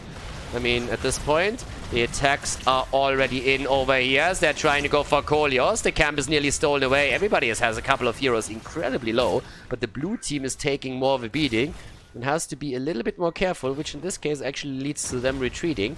But down here, that's already damage against the bell tower itself. So when it comes to bot lane control, the blue team is also starting to get slightly ahead, which is actually pretty important for them. They have taken nearly no damage on their own gate, so things are going okay for them. It's small, tiny advantages, nothing crazy, but they're definitely starting to slowly get there. Not a single kill in this game, by the way. But can they stop the pumpkins? They might be able to. Yeah, Sylvanas comes in together with Grey Min in order to take them down, so they save the wall for now, and that's worth a lot. Double altar top side, top left, top right. Again, normally a trade. Nobody's really fighting on the opponent's side this early in the game here. Not really trying to make any of those plays. But yeah, top left gets already channeled. Leo is on it.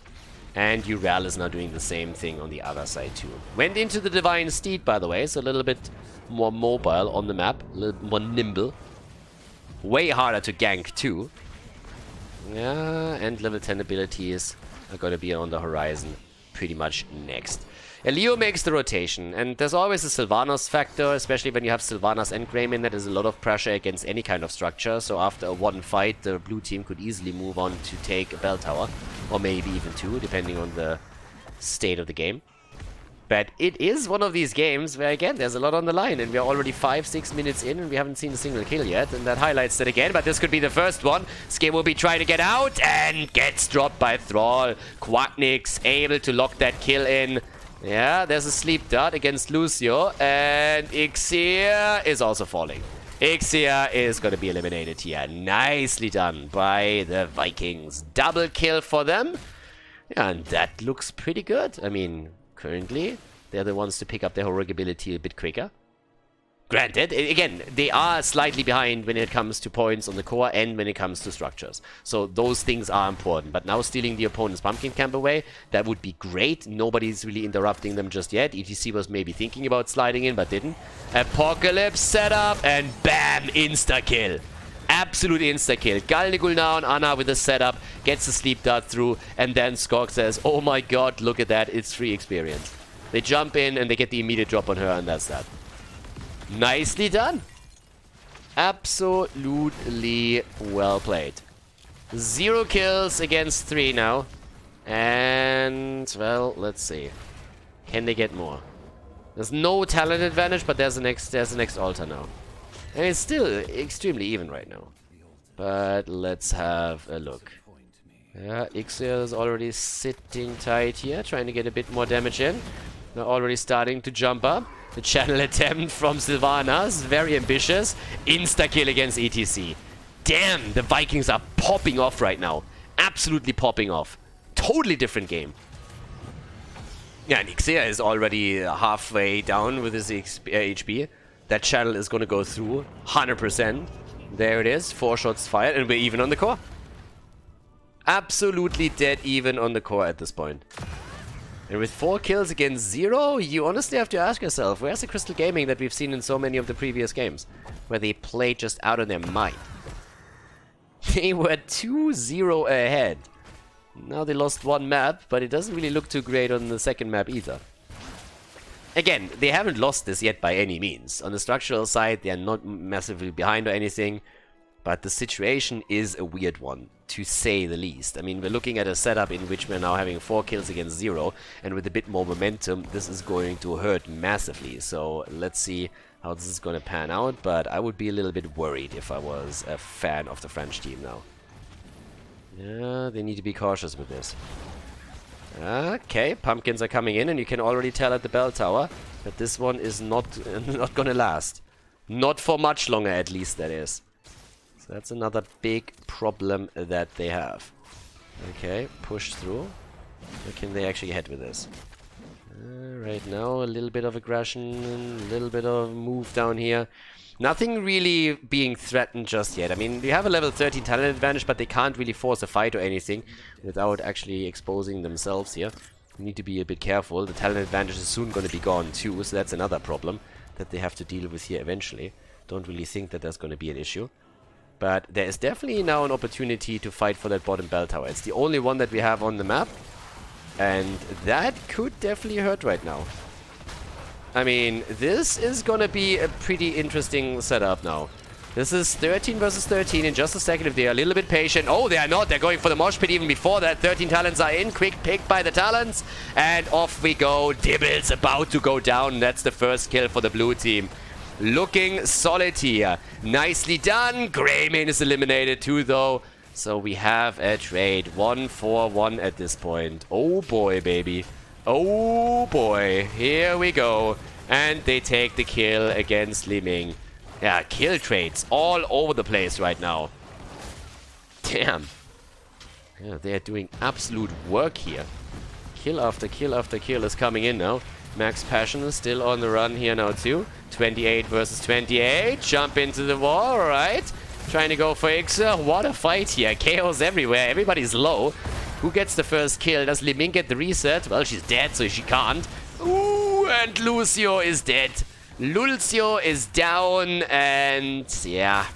Slade comes back in. We try to go for the channel. Here comes the Entomb, trapping Diablo. Not only him, also Thrall, but Slade is now eliminated, and that's 7 kills against 2. Greymane jumps in to try and get a counter kill, but he can't.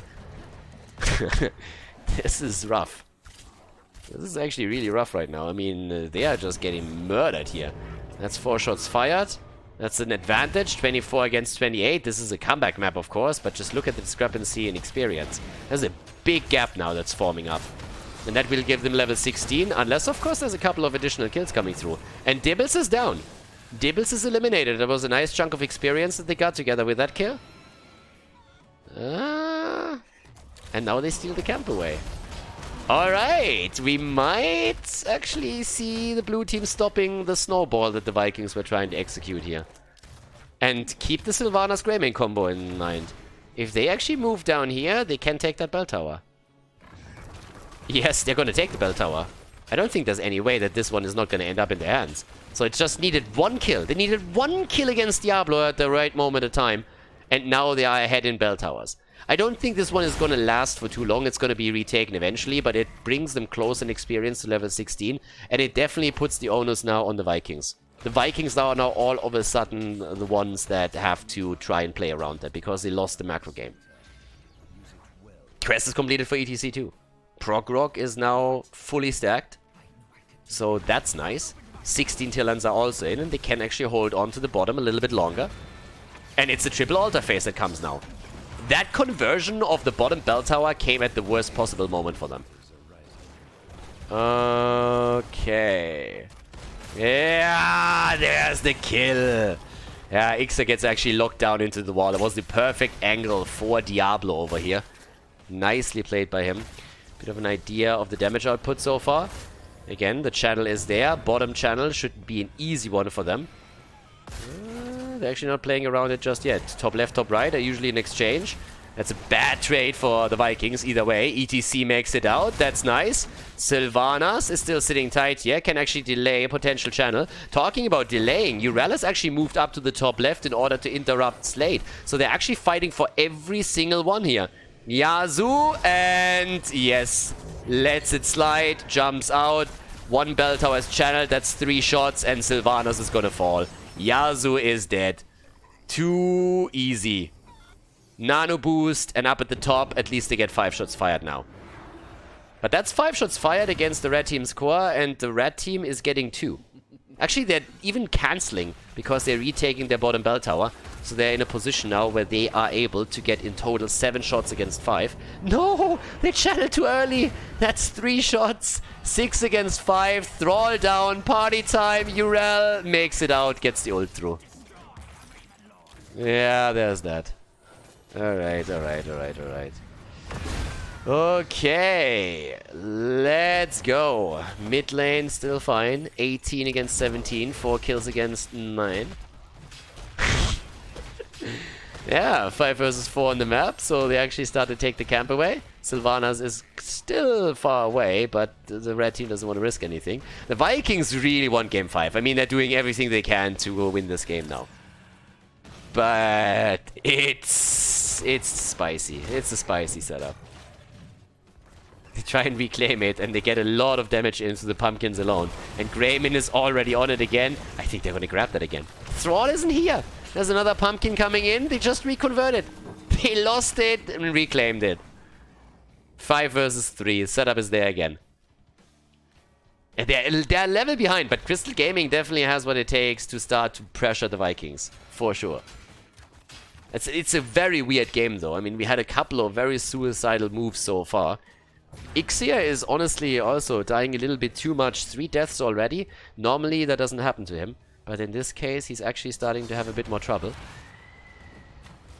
Alright. There's a quick kill over here against the minion wave. That helps him to push us out even more. Double altar on the map. Bottom should be easily channeled because it's so far away. The time is crucial, though. Timing is crucial because level 20 is going to be there any second now. Sylvanas is already channeling bot side, or at least trying to. They just can't die over here. Ixia is able to move away. Leo moves out too. ETC should be able to slide out. And does. And Sylvanas gets the channel. And guys, there's also pumpkins moving out. Big shots fired. 15 against 18 now. Still without level 20 talents for the red team. Can they force the fight or do they let it slide? Do they let the channel slide or not? That's the question. Leo moves in. He has the Entomb. He could use it. He's trying to go for it. They go for Li Ming. Nano boost is in. There's Thrall with the Earthquake. Immediate Apocalypse follow-up as they go for the kill against ETC and they lock him in easily. Resets and the double kill against Greymane. Greymane down, level 20 talents, 11 kills against 4. They want more and they get Leo. Repulsion, baby. No chance for him. So now the question, what can the Vikings do with it? They're down in points now. They want to reclaim the bell tower so that they get 4 shots. This is going to be a close game, and they know that too. So they need to try and recapture as much as they can, and getting the bell tower at the bottom right would help them. Now, Sylvanas is taking down these waves too, and she needs to get the experience for the team. The objective is, of course, to get level 20 just in time. This is a lot of time that they need for this one. Leo is actually already ghosting. They're just biting the bullet now. They're saying like, whatever, fuck it, let's go. 15 versus 15. 3 shots is all that they get out of it, but it saves 3 shots and then they can go down to the bottom. That's something that they actually need to do right now. Okay, so at this point, we have 21 against 19.5. But they should get the 20 soon enough. Now, the problem is that with the pumpkins that were just taken, there's actually an opportunity for the red team to now reconvert the bottom left. That's a big one right there. Right, 4 against 12, nearly 20. Nearly. And they're actually going for the boss. They're sneaking the boss because they know they can't hold the bot lane. So it's a trade. They know they can't hold this. They know it's going to be lost. So they do the only thing where they feel they can get some value, and that's going for the boss. That's 4 shots fired, and after that they will fight to reclaim the bottom bell tower. Yeah, there it is. Shot is fired too. Okay, 1 pumpkin may get through, but there's another 4 fired on the other side. 11 against 14. And now the bot lane control has been claimed by the Vikings. So the blue team has to move back down. And they have 20, which means also that we are looking now at, of course, the Buried Alive. Buried Alive is in. Pumpkins need to be taken out. With Sylvanas, it shouldn't really be a problem for them. Gonna try and do exactly that. Leo is now coming in too. And the altars are activating. That's a double altar. So now they need to be careful here. I mean, both team needs to be. There's like a lot of setups that he can go for. First of all, we have the opportunity for Diablo to execute another combo with an Apocalypse. Especially with Thrall's Earthquake. And then you have the Buried Alive on the other side. And here we go. Already trying to interrupt as much as they can. ETC slides out. He's still safe as the death. Triple! ETC is dead, parting at the wrong moment in time. But Li Ming and Diablo are both eliminated. Oh my god. Unbelievable that Li Ming actually got the angle onto ETC. Now Max Passion is gonna fall. Max Passion is dead. Here's the channel attempt. Galnegulna, he's trying to make it out. Diablo channeling the middle though. Can anybody interrupt? Oh, no. They don't get it. That's 5 shots fired and that's single digits on the core now. Yeah, they go for the channel over here, or at least it seems that way. I don't think they know that there's 2 heroes actually just waiting in the shadows in order to attack them. Both of them are already rushing away, though. The only question that is posing itself is, can they get more than 3 shots? And the answer is no. 9 against 8. And they reclaim it. They reclaim the bell tower. It is close. What a game, ladies. What a game. Yeah, ETC is going to be back soon now. Alright. And they're already pushing this. There's still 2 heroes missing. So they have a chance. They're trying to reclaim the bell tower. Get a little bit of damage in. They won't get the entire thing. Leo is still sitting at the side. Has the buried alive again ready. And they're going for the camp. And they will get it. Alright, here comes the Uwobi. 5-man setup for them. Urel isn't there yet. Oh, that's an entomb. That's... Oh, he just bolted out. Yeah, if he doesn't use the Bolt of the Storm there, he's dead. That was the panic button for Quacknix. Set up down here, buried alive, and goodbye, Leo. No way! He makes it out! Uses the Hellgate, gets out, gets the wall stun against ETC. ETC dies. It's party time. It's party time. The Death Mosh. Thrall is dead. Thrall is dead. 1-for-1 trade. 1-for-1 trade right here. Ooh, what a game now. It's getting spicy. It's getting hot in here. Yeah, Diablo is still a bit low on HP since he's only sitting at 26 stacks, but they are fighting for every single inch of the map now. 4 versus 4, and they're coming in from all sides. Leo ghosting in, Royal Focus, making his plays. Urel still wants the camp, and gets it. Urel gets the camp. Nobody dead just yet. Max Passion didn't even have to use the ult, but they're going for Dibbles, and that's a different story. Buried alive, and ETC is dead, and so is Diablo. Both of the frontliners are gone, so that means that we're looking at a 4 versus 3 now. And they get the channel. 4 shots fired. That's bringing them down to 8. That's 1.5 minutes. Yeah, to 4. Sorry, to 4. Yeah, they get the bell tower. Yeah, of course. Why wouldn't they? It's bell tower time. Especially with Leo up. You're not gonna sit there. If he's gonna entomb you, you're gonna get shit at. So that's 9 stacks on the 9 hit points against 4. And they're already moving straight into the middle to try and claim another one. They can just continuously trade now if they get an angle. Trade the bottom for the middle and so on and so forth. Urel and Liming are the only ones doing their thing. And keep in mind, just 1 entomb and you have another kill setup. Leo is already ghosting in. He's zoning them out completely. He's making sure that nobody is coming in to do anything else. So that's another bell tower taken. They're taking full map control here. They're rotating to the top right now. They have all the time in the world. And the next 2 objectives are spawning top left, top right. So at the bottom of the map, they're reclaiming this one. There's still 1 behind afterwards. Yeah, now they can focus into the middle, but at the top, they're going to lose the next one. Minion wave is moving in. Wave clear is there. And that's another bell tower already getting attacked. The team is rotating up, though. 23 and levels. And Thrall is sitting in the middle. Thrall is sitting in the middle trying to reclaim the bell tower. And they can still put some pressure onto the top. Can get another little set here. But keep in mind, the bell tower control doesn't even matter all that much. Because there's no difference for them having 5 or having 4. As long as they hold on to 4 bell towers, it's fine. And there's even the boss now to be considered too. Ooh, 1 entomb. 1 entomb. 1 buried alive is all that you need right now. Slade is moving back. And, yep, pushes that out. Activates the boss for a second. They're still poking. 5 seconds. 1 channel is all they need. There it is. And Leo is down. He doesn't get the entomb through. ETC is also in trouble. Oh my god. Did they just lose the game? Of course they did, didn't they? Holy shit. ETC is going to slide in. He's going to try and grab it. He's going to try and grab it. He's going to try and grab it. And he has no chance. Nope. You know exactly where he is. Greymane! Oh, the repulsion kill! Gia, you little monster! Oh, shot fired! Only 3! They interrupt again! 3 against 9, but ETC is dead. Yes, the Death Mosh party is up a little bit, but they're gonna be down to a single point on the core.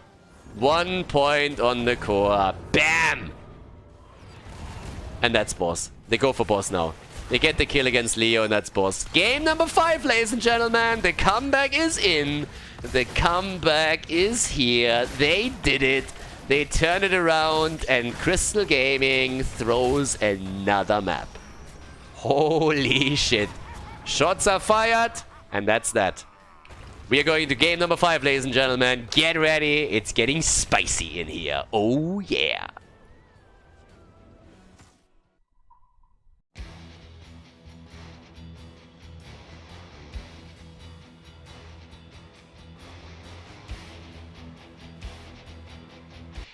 Game on, ladies! Battlefield of Eternity, final map! We are jumping into the last map of the best of 5 series.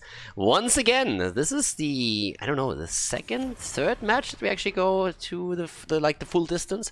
Battlefield of Eternity, again we have the ban on Vala, that actually doesn't change. I would be shocked if we don't see Zarya banned out again. I mean, this is the map to ban Zarya out, not only against Crystal Gaming, but against other game teams too. It's kind of insane, though, considering how this entire setup has been running so far. Crystal Gaming had a really good shot at winning match number 3. And they had an insanely good shot at winning map number 4 as well. So, I don't know. That was more than a little bit weird to actually see them lose both of those. And now it comes down to the final map. So, if the Vikings can actually pull off the reverse sweep here, that would be insanity. Absolute insanity. So, let's see if this works out for them. I mean, at this point, we have Zarya banned, and I guess we are going to follow this up with either an ETC ban or an Ana ban. One of the two. But let's see. Yeah, Ana ban. There it is. Ana gets banned. Alrighty. Yeah, with Vala banned out, it leaves us with Greymane, Li Ming as good heroes on the map. Jimmy with Exterminator, of course. So, a lot of options for them here.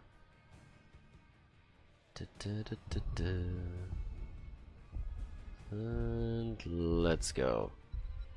Yeah, they're hesitating a bit. I don't really blame them. I mean, everything is on the line all of a sudden. They had a comfortable 2-0 lead, and now they find themselves in that situation. Okay, so they pick Li Ming. I guess half of the battle here is really just picking it away from the opponent so that there can't be a snowball, but Ana isn't available, so there's not going to be a nano boost or anything. What else are we going to get? Yeah, come on, boys. What are we gonna go for here? What's happening around Jimmy? Are we gonna see Exterminator now? That's a big question. Yes, there it is. Exterminator is gonna come in. The sheriff is in town. And off we go. You can really tell how the entire drafting process has slowed down significantly, not only because the players and all of us have been here for 9 hours now, but also because there's of course a lot on the line, so you want to be a little bit more cautious around all of this. Jojo comes in. And Greymane. I mean, the Greymane pick doesn't really surprise at all. It's really good combo with Li Ming too, because both of them can, especially Li Ming can poke, Greymane can finish, he can get the resets and just play it around that. They're great for the immortal pressure too. Li Ming in the stalemate situations when it comes to just the standoff, Greymane whenever he gets in with the auto attack, so that's a big one. And now of course also the question how the Vikings are gonna play out the draft here, but first we're looking at bans, and you could ban out support. Yep, Lucio gets banned. Ixia, despite the loss on the last map, is definitely getting respected here. And I would say that the last game was actually one of his weaker Lucio performance. I mean, I've seen him single-handedly win team fights with Lucio, which is in and of itself just nuts. But yeah, the last game was a little bit weaker for him. Okay. That also begs, of course, the question what he's going to play this time. Chen gets banned out. Yeah, Tuba Panda action in the back lane. When it comes to the offlane heroes, you can still go Malthael, of course. If you want to add a little bit more damage to the mix. Could still play around Thrall too, especially when we're talking about Quadnix. We might have Thrall again. They've been playing Thrall a lot whenever he had to play on one of the melee heroes. Rexa is also still up. I mean, again, you could also go for Rexa and get Misha into the game. There's ETC this time on their side. And they have Urel. Alright, ETC, Urel is in. That leaves us with one more hero.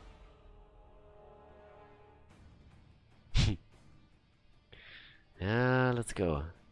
Battlefield of Eternity. Final map. It's always an aggressive map, and I really like it as a finisher. Blaze in. Yeah, Johanna Blaze, the combo that Washed Up played for a long, long time, was a huge success. Especially in 2019 at the second half. And Whitemane! Okay!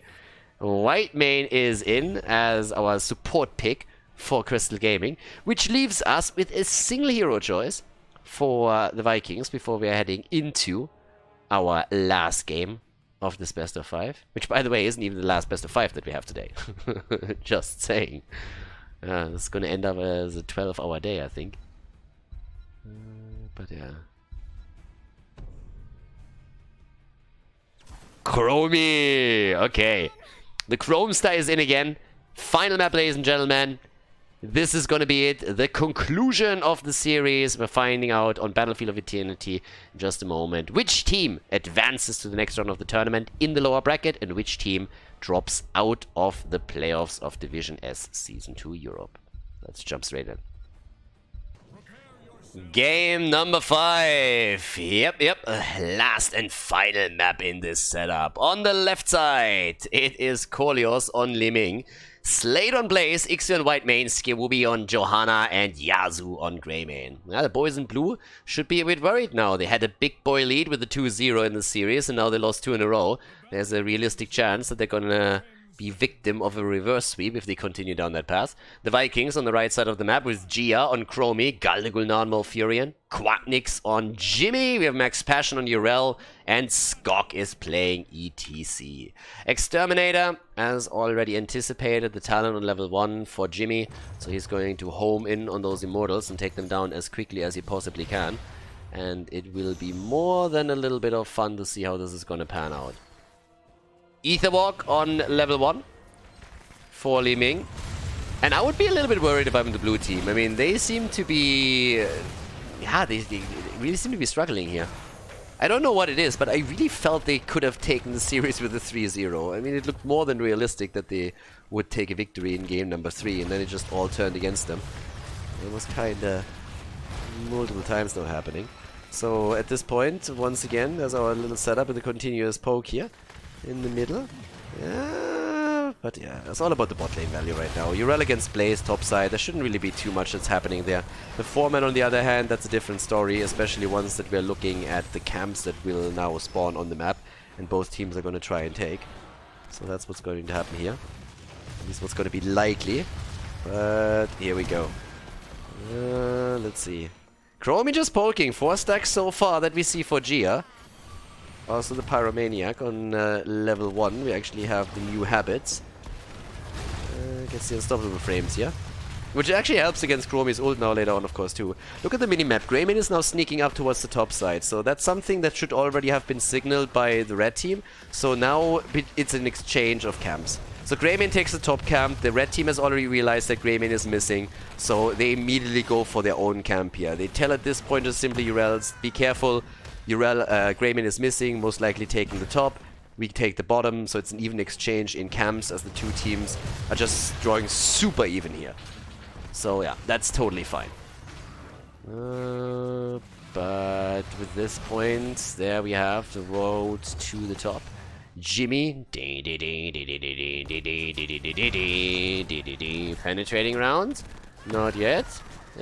Get some damage in, but it's actually like far from getting enough here. I mean, of course, with Exterminator and level 1 and everything that he brings to the table, Quacknix is one of the best choices now to take that camp down quickly. Both teams are now also helming in on their Shaman camp, and they need to. The next objective is going to be, or the first objective is going to be announced in a second. Which we're going to see any moment. Well, here we go. And they're actually starting to time it out a little bit too, so that's the first thing. Yeah, and over here, that's what we're seeing as well. Trying to lock that in, slowly but steadily. One is already taken on the left side, level 4 talents for both teams. This time we actually have Triumvirate over Dominance. Yeah, and off we go. First objective, it's going to reveal a lot here. I would still give a bit of a lead to the Vikings on the initial ones, simply because Jimmy is fantastic. Depends all on the access that you get onto the Immortal. But Yazoo, if he makes it in walking form, that's of course also someone that can chunk down those hit points within seconds. Ooh, Jimmy! Quacknix, be careful! Blaze actually also took a lot of damage as he rotated topside to dish out some damage against the camp. Urel has taken down to the bottom of the map to do the same thing pretty much.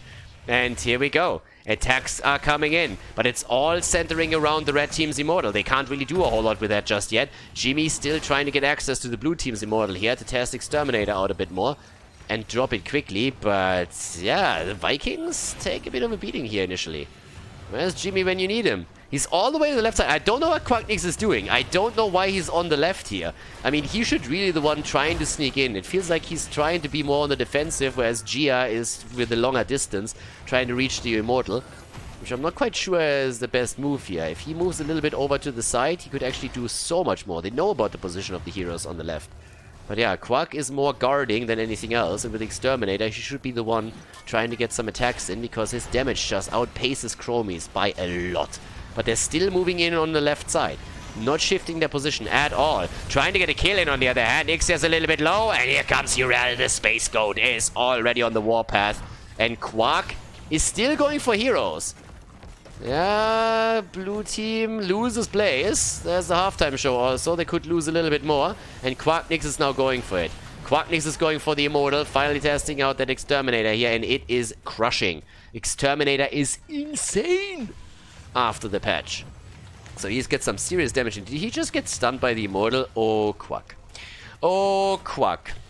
Yeah, walks like a duck, quacks like a duck, gets stunned like a duck. It's a Quacknix. So, for now, they're pretty surely winning this one already now. Ah, Grayman is jumping in. Maybe, maybe. Nope. Too strong. Just simply too strong. Exterminator is sexy as hell when it comes to the Immortal now. Okay, so there's a level 7 talents on both sides. It's not really big Immortal or anything. We're not talking big boy value here. Instead, we're talking about a small shield that could be used to break through the wall. And I guess if you're really able to force something, you might be able to take the fort if you push the opponent back. But I'm not sure if you're really in a situation where they can pull that off.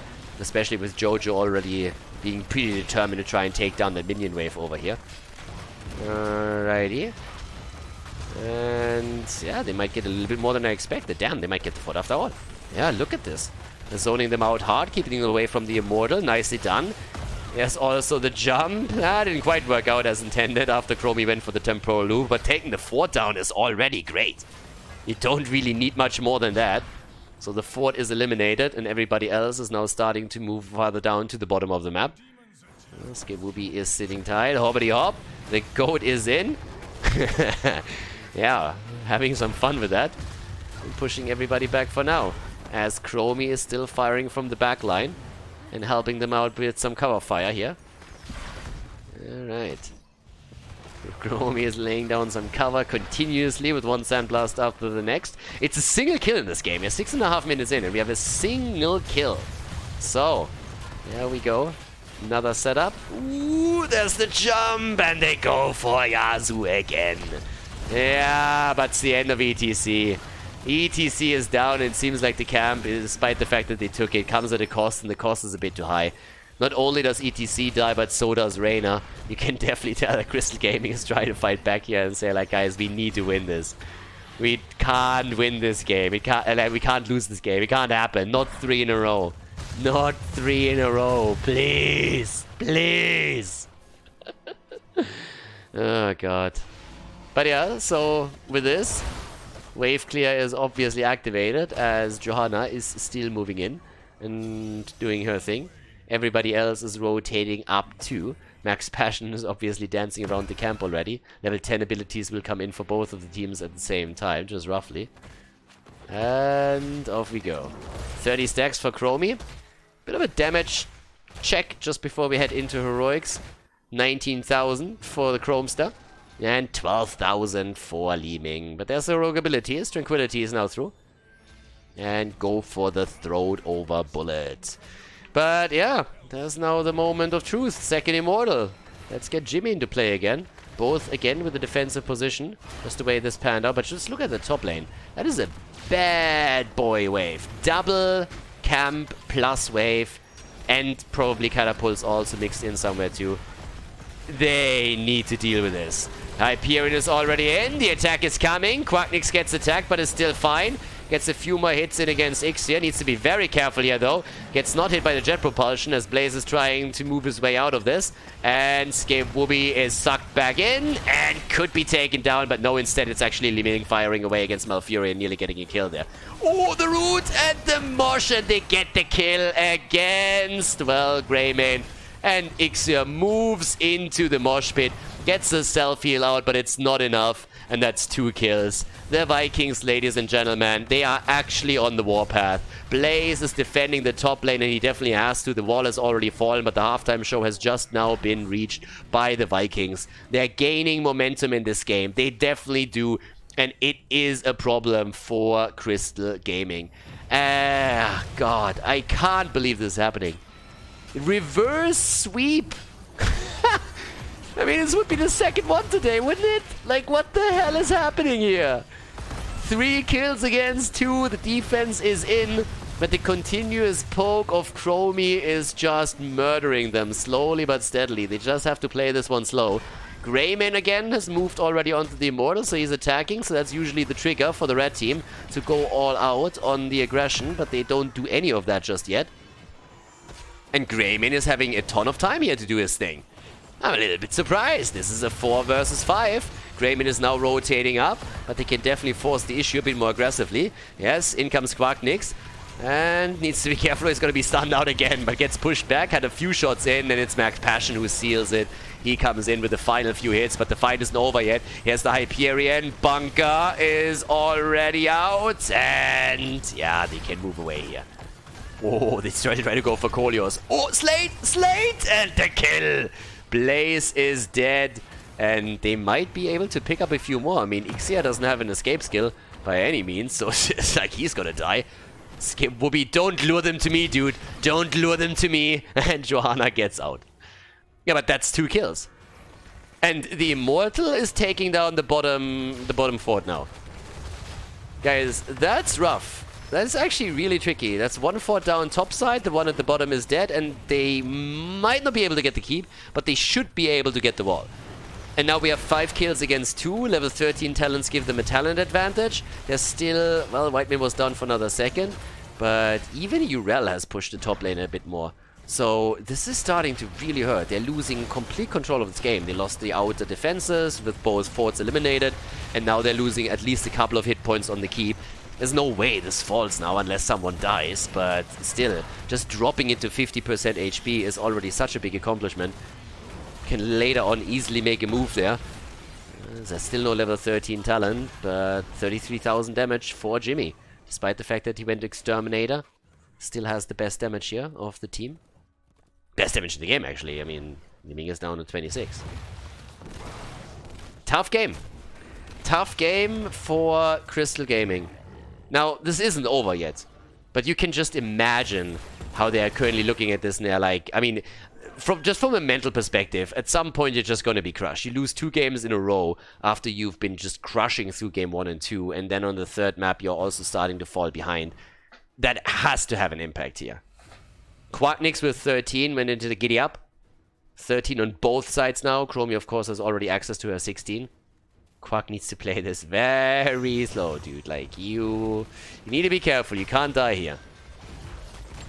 You need to be really, really cautious. Fort at the bot lane gets attacked, and that's a good rotation from Crystal Gaming in the attempt to come back into this. But everybody else is rotating in now too, and with a good flank and maybe a setup, they might be able to do something here. 16 talent is taken, is actually the fast forward. Okay. And it's time for the Immortal again. Urel should be fine. Max Passion.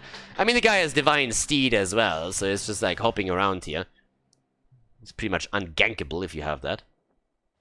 Cams are taken again. 16 isn't an immediate concern, but depending on how long the Immortal phase lasts, 16 could be something that the Crystal Gaming has to deal with on the Vikings end. And even if the Vikings actually win this and grab 16 with a push, yeah, that would be the death blow, probably. Alright, this time the Immortal spawns in a much better position for Jimmy. I mean, just look at this. This position is way better now. So he just comes in, gets mad damage through. Urel isn't here yet. Chromie, goes down just before Greymane gets sucked back in by the temporal loop. Yeah, that was a bit unlucky. Apparently didn't have the cooldown ready anymore for... oh, is that a counter kill?